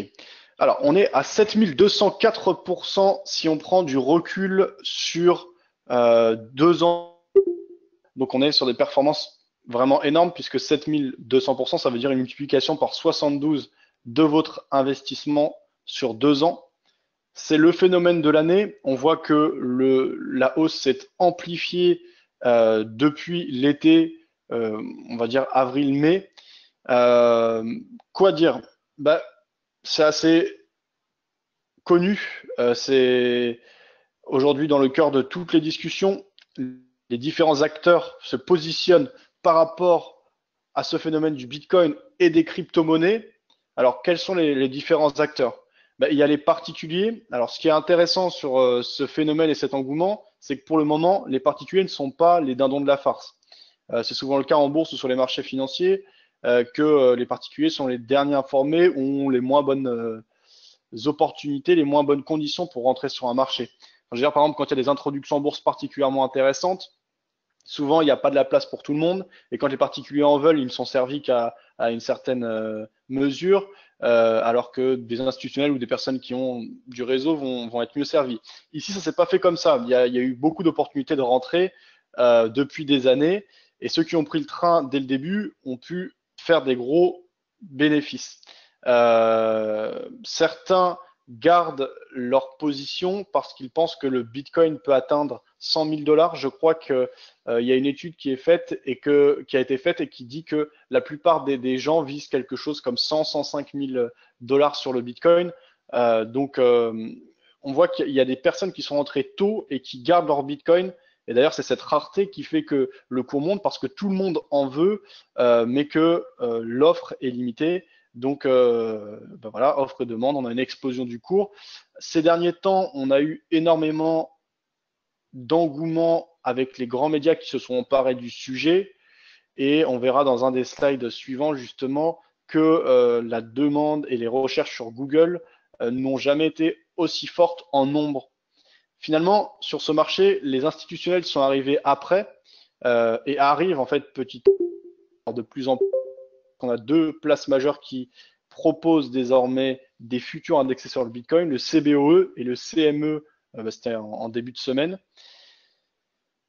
On va voir ce que tout ça amène. Actuellement, on a une petite phase de correction, mais on voit qu'il ne faut pas céder à la panique si vous êtes détenteur de Bitcoin. La phase qu'on a actuellement n'est pas folle. Et d'ailleurs, cette hausse, bien sûr, elle est considérable. L'engouement est palpable et est toujours d'actualité.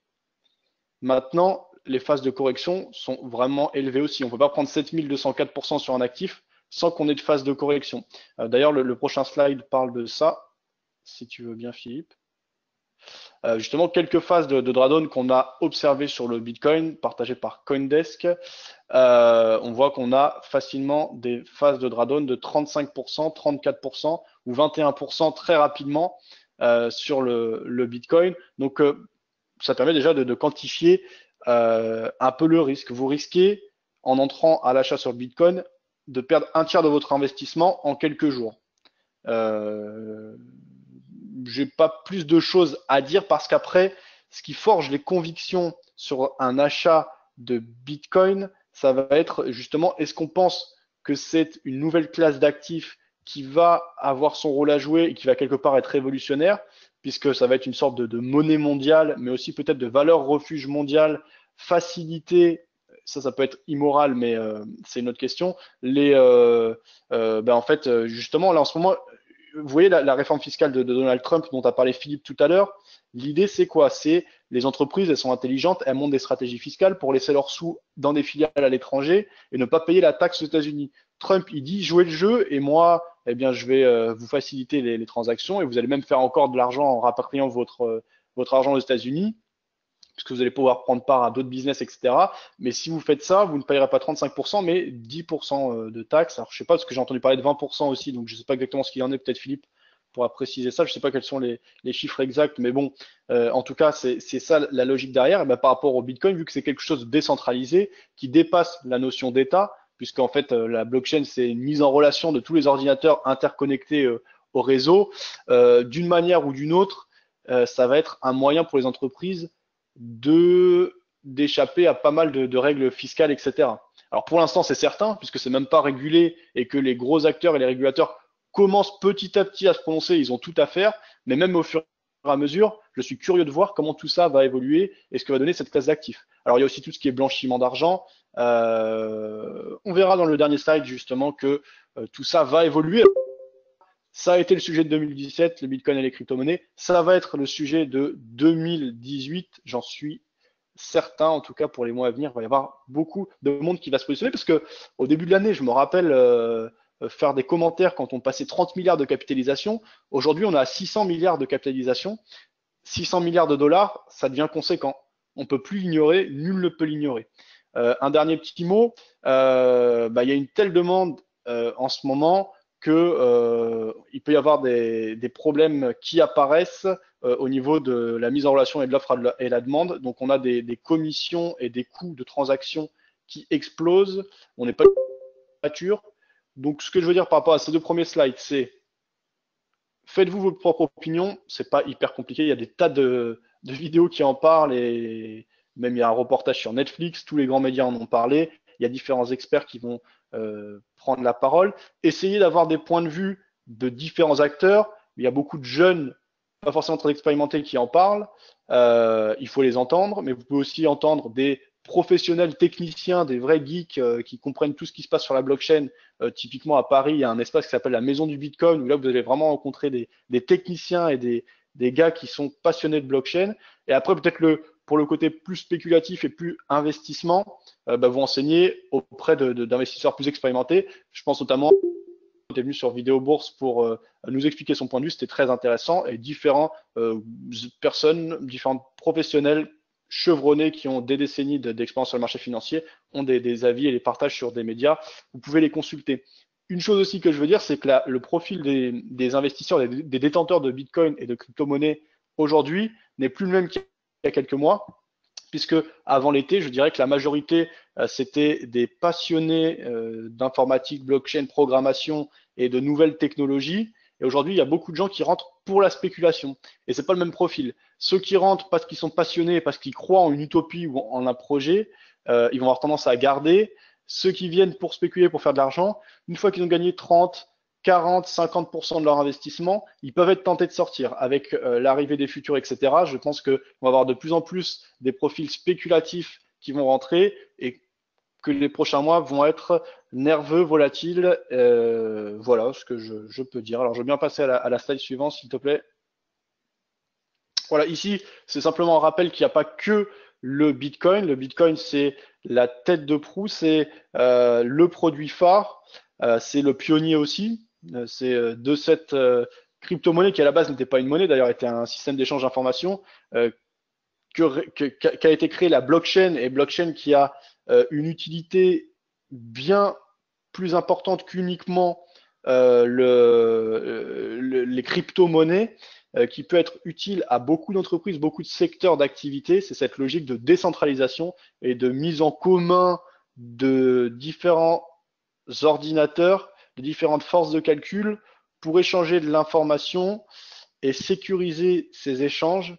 Et vous pouvez vous renseigner, mais ça pourrait avoir des utilités dans beaucoup de domaines. Et d'ailleurs, s'il y a des jeunes qui nous écoutent et qui cherchent à se spécialiser dans leurs études, en ce moment, se diriger vers le big data, la blockchain, c'est vraiment a priori des secteurs qui vont ouvrir beaucoup de portes et pour lesquels les entreprises vont rechercher des spécialistes, donc peut-être des secteurs avec beaucoup de potentiel. Alors simplement à l'écran là, vous voyez que le Bitcoin représente une part majeure de la capitalisation totale des crypto-monnaies et vous en avez quelques-unes d'autres, donc en l'occurrence Ethereum, Bitcoin Cash, Ripple, Bitcoin Gold, Litecoin et Dash qui représentent elle aussi une part assez significative. Tout le reste, il y en a au total 1500 des crypto-monnaies aujourd'hui, représente une part qui doit être de l'ordre de 10%, 15%, allez, maximum 20%. Donc on a un secteur qui comporte beaucoup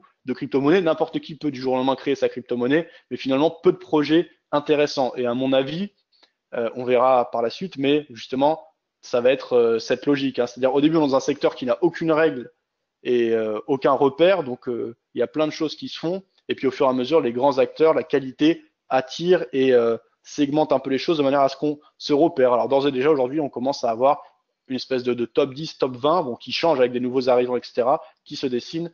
Voilà, c'était juste pour représenter ça. Alors ensuite, ça, c'est le nombre d'utilisateurs de crypto-monnaies, le nombre de wallets qui sont créés. Alors, il n'y a pas que les wallets, puisque chez pas mal de courtiers, vous pouvez trader par exemple des CFD indexés sur le Bitcoin. Donc ça va pas être sous un format de wallet. Désormais, vous avez les futurs, donc ça va pas non plus être sur un format de wallet, mais c'est une indication tout de même. Vous avez des crypto-monnaies, des bitcoins, vous devez les stocker quelque part.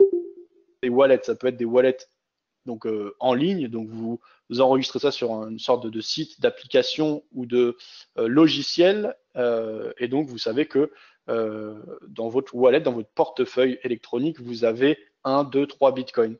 Maintenant, il y a ce qu'on appelle les cold, comment ils appellent ça? Cold storage wallet ou quelque chose comme ça. En tout cas, c'est des sortes de clés USB. Alors parfois, c'est un peu plus sécurisé. Il y a Ledger, etc. Puisque maintenant, les bitcoins valent tellement d'argent qu'il faut les sécuriser. En tout cas, c'est le fait de garder sa crypto-monnaie en dehors du réseau Internet de manière totalement déconnectée. Vous avez ça sur une sorte de clé USB. Enfin, vous pouvez aussi noter le code parce que finalement, un bitcoin, qu'est-ce que c'est? C'est une clé, c'est une suite de nombres, c'est un mot de passe. Vous pouvez le noter sur une feuille et le stocker, en fait, le paper wallet, qu'on appelle le paper wallet. Ça aussi, c'est difficile à quantifier. Mais en tout cas, sur le site, un excellent site, la source, voilà, blockchain.info, il faudrait voir les méthodes de calcul, mais répertorier actuellement 64 178 824 wallets. Et vous voyez en bleu la courbe d'évolution du nombre de wallets. Ici, en quelques années, on est donc passé de 32 500. Pardon, j'ai pas pris assez de recul. J'ai pas l'intégralité de la courbe sous les yeux. Ici, on doit avoir sur l'année en cours, on est passé de 32 500 000 à 64 millions. Donc, on a multiplié par 2 le nombre de wallets, mais c'est une statistique qui est intéressante à regarder dans son ensemble. Et depuis 2009, 2010, 2011, donc les dates de création du Bitcoin et les premiers échanges, etc. Donc ça, vous pouvez aller sur le site blockchain.info.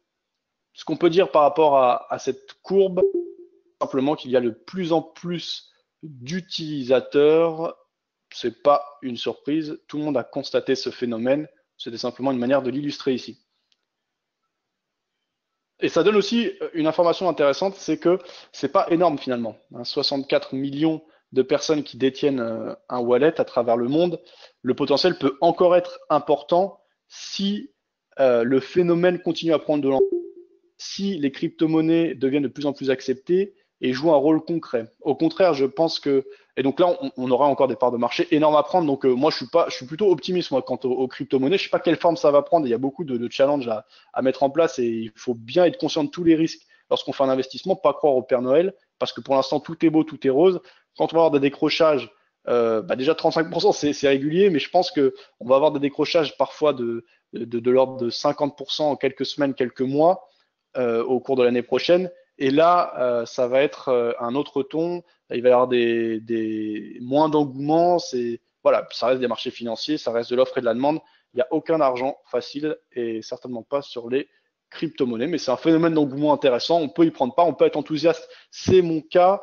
Voilà, être conscient des risques. Et si, eh bien, ça devient vraiment une monnaie qu'on peut utiliser et accepter, par exemple comme au Japon, pour acheter des billets d'avion et pour payer concrètement beaucoup de biens et services, on a une marge de croissance qui peut être encore énorme. Actuellement, on est 7 milliards sur Terre, donc finalement 65 millions de wallets, c'est pas énorme. Voilà.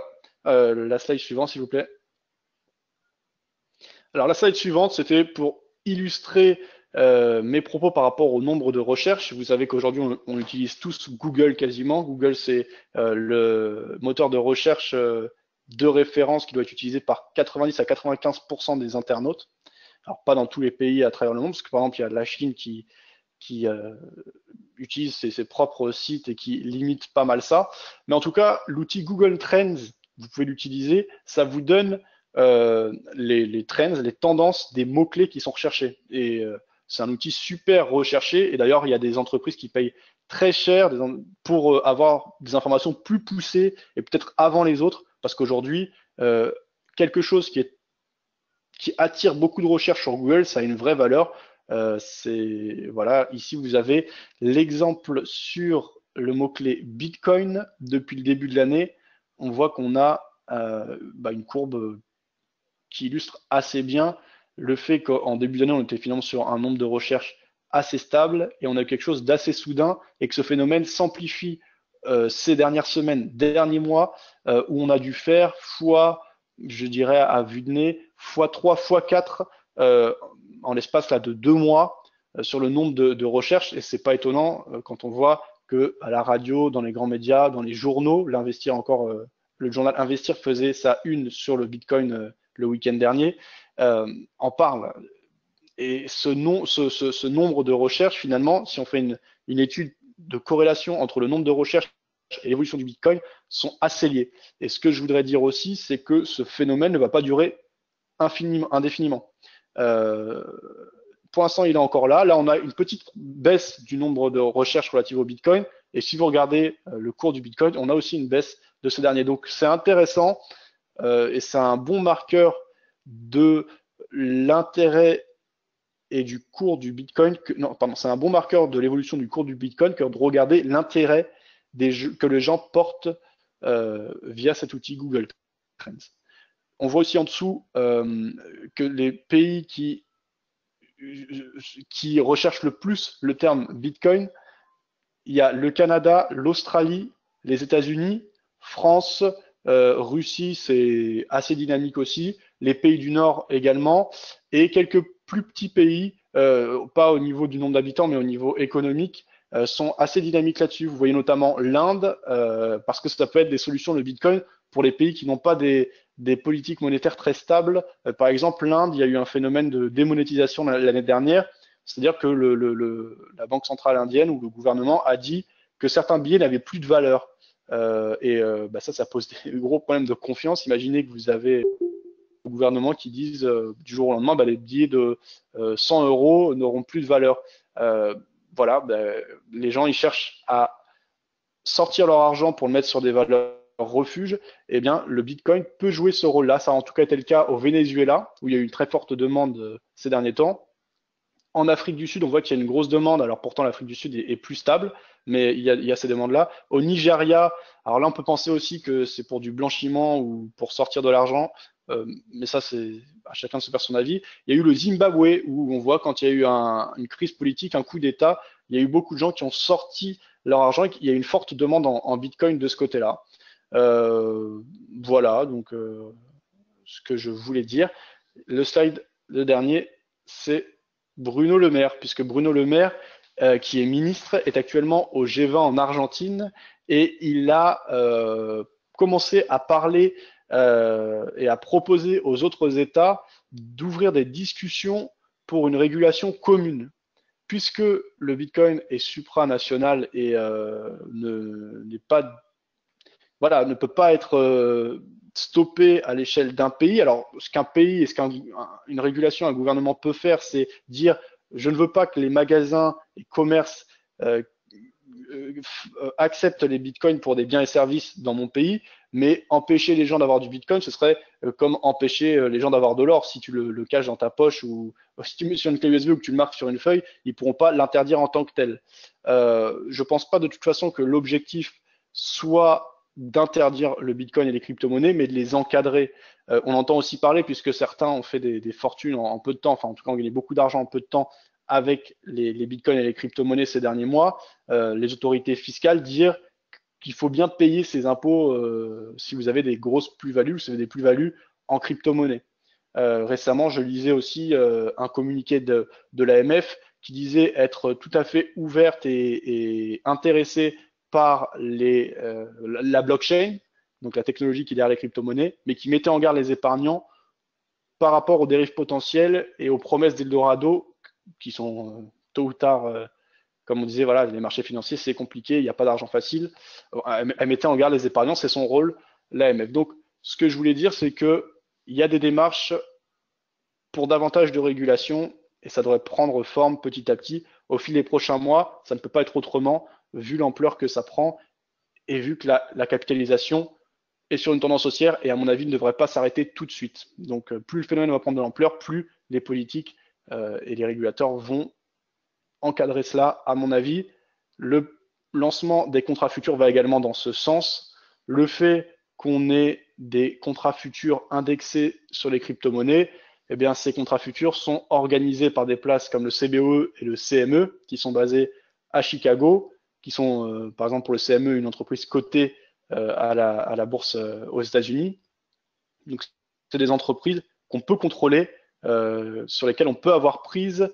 Je parle des États, et donc ça va être un moyen aussi d'apporter quelques règles, sans doute. Voilà des pistes que j'ouvre. Donc, c'est ce que je voulais dire sur le Bitcoin. J'espère que ça vous a intéressé. Thomas, peut-être tu veux conclure par quelques mots sur JFD. Tout à l'heure, je t'avais un peu pressé. Je ne sais pas si tu as des choses à rajouter. Non, non, j'ai encore deux, trois trucs à dire, moi, sur le Bitcoin. Oui, Oui, je voulais revenir sur ton slide, là, sur les recherches Google. Comme tu disais, il y a des pays comme le Zimbabwe, puisqu'il y a eu donc la destitution du président Mugabe. Les gens, bah, au lieu d'être spoliés, ils préfèrent avoir un actif qui monte même, quitte à perdre. Le Nigeria, c'est tout simplement parce que quand vous avez une inflation qui est de 10-15%, et c'est ce qui s'est passé aussi au Venezuela, si vous avez une inflation qui est forte, bah, si vous gardez votre monnaie, vous perdez de l'argent. Alors habituellement, ils veulent plutôt du dollar et autres, mais je veux dire, le phénomène, c'est ce qu'on appelle un phénomène de dollarisation, c'est-à-dire que les gens préfèrent un actif qui est plus fort et où il n'y a pas de restrictions, parce qu'il y aurait pu avoir des restrictions sur le cours de change, c'est ce qu'il y a eu dans certains pays. Et en fait, bah, ils achètent du Bitcoin, même si c'est volatile, parce que en tendance, le Bitcoin monte, alors que s'ils gardent leur monnaie, ils vont perdre de l'argent. À chaque fois, il va y avoir des problèmes comme ça d'hyperinflation dans les pays, d'instabilité politique dans des pays africains. Ça va donc générer plein d'achats sur le Bitcoin. Sauf que ces achats, il faut faire gaffe, ils peuvent très bien s'inverser aussi vite. Comme tu disais, le paysage change, c'est qu'il y a de plus en plus d'investisseurs spéculatifs et actuellement, les plus gros flux viennent de Corée du Sud, du Japon et de Thaïlande. Et si vous regardez, ça se traduit même dans les flux, c'est-à-dire que quand on regarde même les flux sur les futurs sur le Bitcoin, on s'aperçoit qu'il y a beaucoup de flux qui sont dans la nuit, qui sont tard le soir, qui sont dans la nuit. Les flux sont pas en séance européenne. Quand vous traitez du Bitcoin pour l'instant, vous êtes plutôt comme si vous étiez en train de traiter une monnaie, un actif, je vais pas dire une monnaie, un actif asiatique, parce que pour l'instant, c'est pas vraiment une monnaie. Alors, toujours est-il que qu'est-ce qui se passe du côté des professionnels?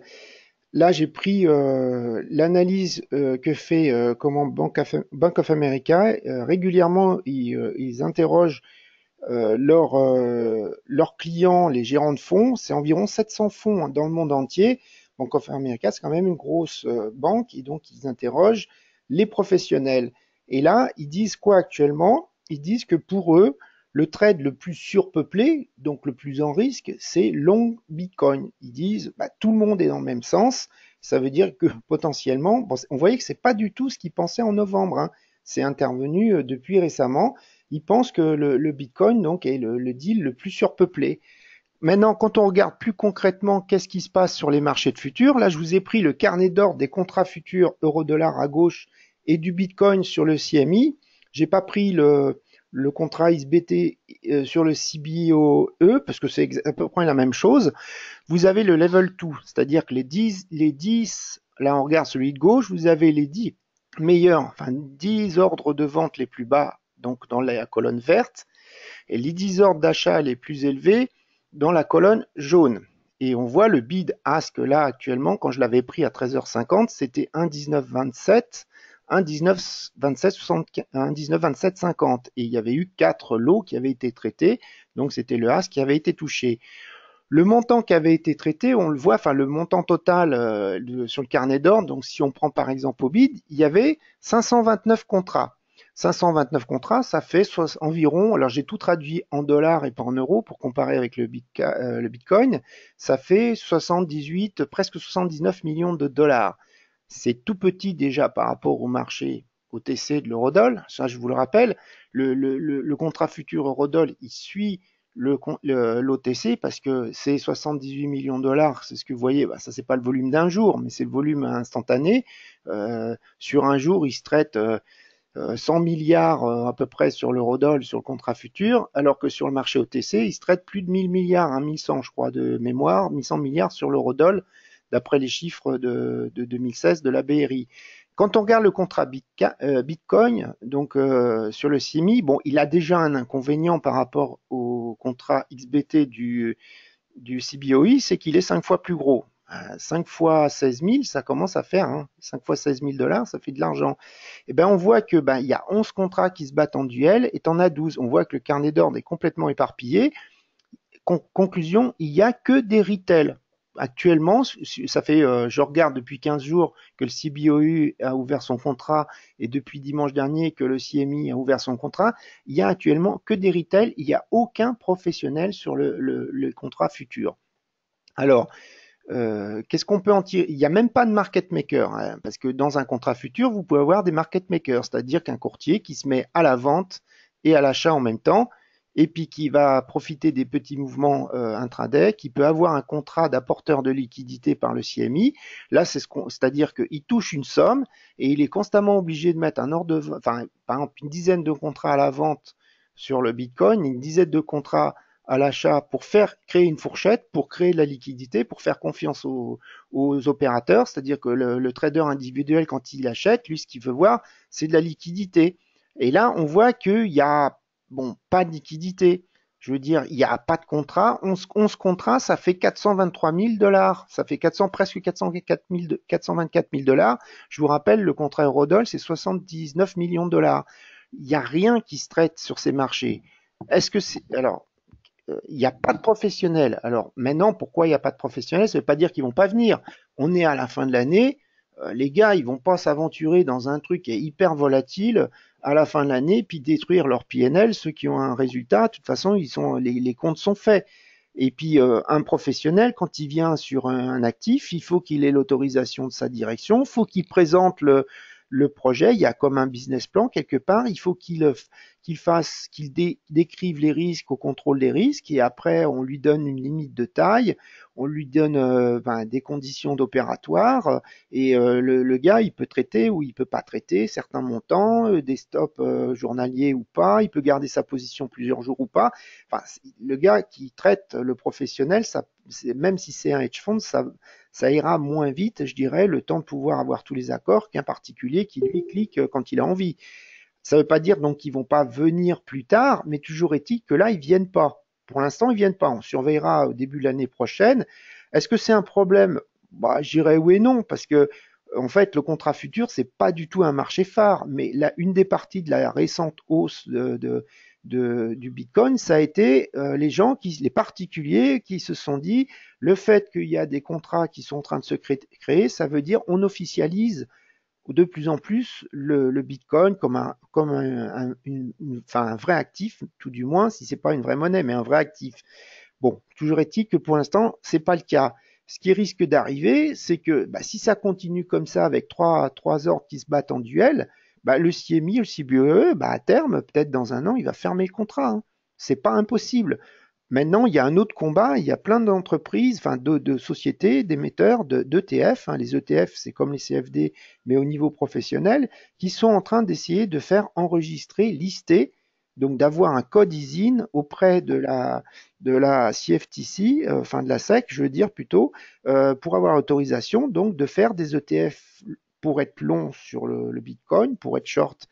Pour l'instant, il y a eu plusieurs demandes, il n'y a pas eu d'accord. Il va finir peut-être par y en avoir. Hein. Là, les contrats ETF, ça peut intéresser plus les gérants que les futurs quelque part. Hein.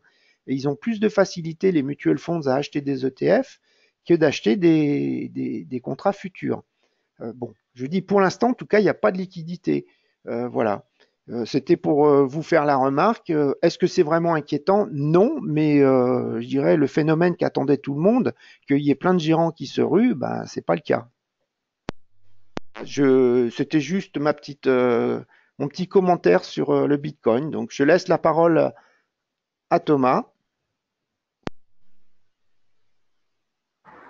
Vous m'entendez? Yes. Ok. Moi, par rapport au Bitcoin, je voulais mettre aussi une petite note. Encore une fois, je rappelle que toute transaction est risquée, qu'il ne faudrait pas mettre en jeu des investissements qui sont utilisables pour la vie. Enfin, voilà, ce sont des sommes qu'on soit capable de perdre. Il y a toujours un risque qui est conséquent et qui est réel. Maintenant, par rapport au Bitcoin, moi, je ne suis pas un fervent fan. J'ai toujours été très, très méfiant. Maintenant, malgré tout, il a été malmené, il a été critiqué. Il y a une ascension qui est là. Je l'attendais un petit peu au tournant par rapport à la masse de volume qui est tradée chaque jour quand on compare sur l'euro-dollar. Et ma crainte était effectivement, force est de constater qu'il a résisté. Quand on voit des frères jumeaux Winklevoss qui ont clôturé leur compte en Bitcoin, euh, la baisse n'a pas été tellement importante par rapport à ce 1,3 milliard de dollars qui a été clôturé. Ça m'a vraiment impressionné cette résistance. Sur les autres cryptos, on a eu la même chose avec le Litecoin, avec Carlucci, qui a aussi clôturé alors que lui était fondateur du Litecoin. Il y a une résistance. Donc il y a quand même quelque chose qui m'impressionne par rapport à cette crypto qui a toujours été critiquée, où on attendait ce retour de manivelle. Pour l'instant, il fait corps. Donc ça me surprend. Euh, comme l'a dit plutôt Philippe et Fabien également, il y a un engouement au niveau de ces pays du tiers-monde ou pays en développement, effectivement, il y a une possibilité de se rassurer par rapport à avoir une valeur entre les mains. Et effectivement, ça peut déboucher. Maintenant, dans le long terme, je ne sais pas effectivement où se positionner. Si j'avais la science infuse, ben, de toute façon, je le garderais pour moi, si je puis me permettre. Mais ce qui est certain, c'est que je prends l'exemple de cette nouvelle technologie financière. Si on compare Internet, Internet est toujours là, mais des entreprises fondatrices d'Internet ont disparu. Si on prend AOL, par exemple, qui a complètement disparu d'Internet, et je me dis, voilà, est-ce que le Bitcoin, dans le futur, il a la possibilité d'avoir été, entre guillemets, un des précurseurs et il va tendre à disparaître. Et par contre, les autres qui suivent derrière vont pouvoir profiter des erreurs de jeunesse, s'améliorer. Donc moi, c'est un petit peu ça que je tiens à l'œil par rapport à ça. En tout cas, c'est très, très intéressant. Ça part vraiment un petit peu dans tous les sens. Mais la résistance qu'il y a eu dernièrement, malgré le vol de Wallet, tout ça, ben, voilà. Moi, personnellement, je suis impressionné de la résistance. Et je me dis, ben, c'est quand même voilà, à tenir vraiment à l'œil. Je ne sais pas ce que vous en pensez. Juste Ouais, pour ouais, rappeler. bah écoute, moi je pense que tu peux. Alors ça dépend après de ton capital, mais parce que comme l'a dit Philippe, il y a beaucoup de particuliers et même au-delà des particuliers, c'est même pas des traders particuliers, c'est des gens qui ont entendu ça à la télé et qui se mettent à faire du Bitcoin. Donc je sais pas s'ils vont vraiment réfléchir, mais pour quelqu'un qui trade, tu peux monter des stratégies vraiment diversifiées, donc pas faire que du Bitcoin, mais peut-être intégrer quelque chose que tu veux faire ou une idée que tu as quant à l'évolution du Bitcoin pour les semaines ou mois à venir en plus d'une stratégie tierce pour te couvrir ou pour simplement diversifier ton investissement sur d'autres produits. Donc, comme, en tout cas, c'est un produit qui bouge beaucoup, sur lequel il y a beaucoup de choses qui se passent.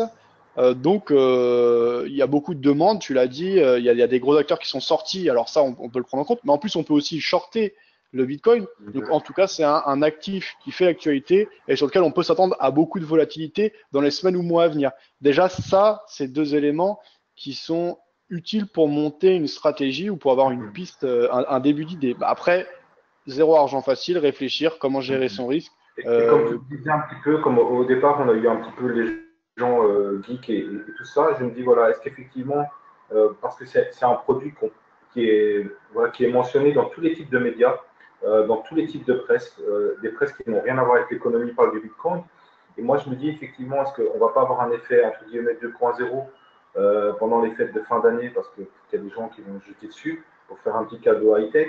Et puis l'autre engouement dessus, c'est que tous les gens qui ont raté le train en marche ou au départ par rapport au Bitcoin, est-ce que ces gens-là n'auraient pas une possibilité ou une tendance justement de faire proliférer un petit peu une hausse sur le Ripple, sur l'Ethereum, qui sont plus abordables et par dépit se rejeter dessus. Et voilà, donc c'est un petit peu mon optique, c'est quelque chose que je surveille vraiment du coin de l'œil parce que je me dis effectivement, est-ce que les gens désabusés par rapport au Bitcoin qui se mordent les doigts maintenant pourraient rebondir sur les autres et créer une hausse sur ces produits-là. Non. Oui, oui, oui. Philippe, tu voulais compléter? Non, je voulais juste dire un truc, mais bon, il faut qu'on arrête, ça fait 2 heures qu'on parle. Je voulais juste dire, dans ce que disait Thomas, en l'an 2000, la société Orange s'appelait France Télécom, elle s'est appelée francetélécom.com, le cours est monté à 235 euros, il est à 15 euros actuellement. Donc, elle a vécu la bulle Internet. La société existe toujours. C'est une société qui fournit de l'Internet. Elle existe toujours, sauf que celui qui a acheté à 235 et que maintenant il a une action qui vaut 15, il est plutôt mort. Et c'est ce qui peut arriver, je dirais malheureusement. Voilà, le Bitcoin, c'est une technologie qui est dépassée par rapport à d'autres crypto-monnaies comme l'Ethereum, par exemple.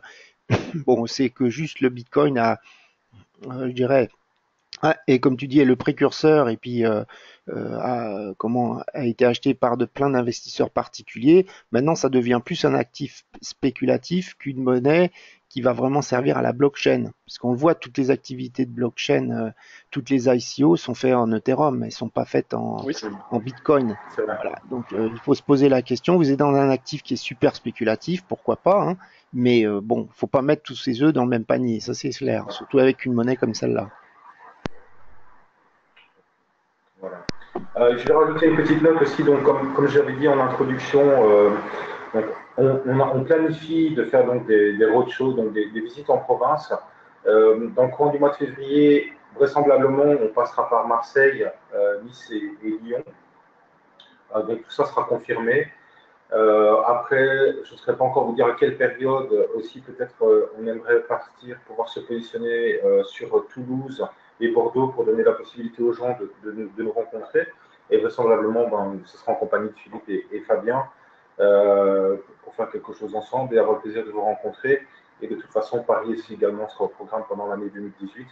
Donc voilà, si vous avez des questions, quel que soit, vous avez la possibilité de me contacter, vous pouvez demander directement après moi via le questionnaire support. Il n'y a aucun souci, je serai à votre disposition, il n'y a aucun problème. Et donc, au nom de JFD et de Fabien et de Philippe, on vous souhaite un joyeux Noël et de bonnes fêtes de toute manière. Et merci de votre patience et de votre présence ce soir. Voilà. Termine, vous pourrez avoir le live, hein, l'enregistrement, si vous voulez le revoir. Vous écrivez à support@jfdbrokers.com et vous pourrez la revoir. On vous remercie tous. Merci. Bonne fête à tous et bonne fête Thomas, bonne fête Philippe. Bonne À fête, bientôt. au revoir. Merci.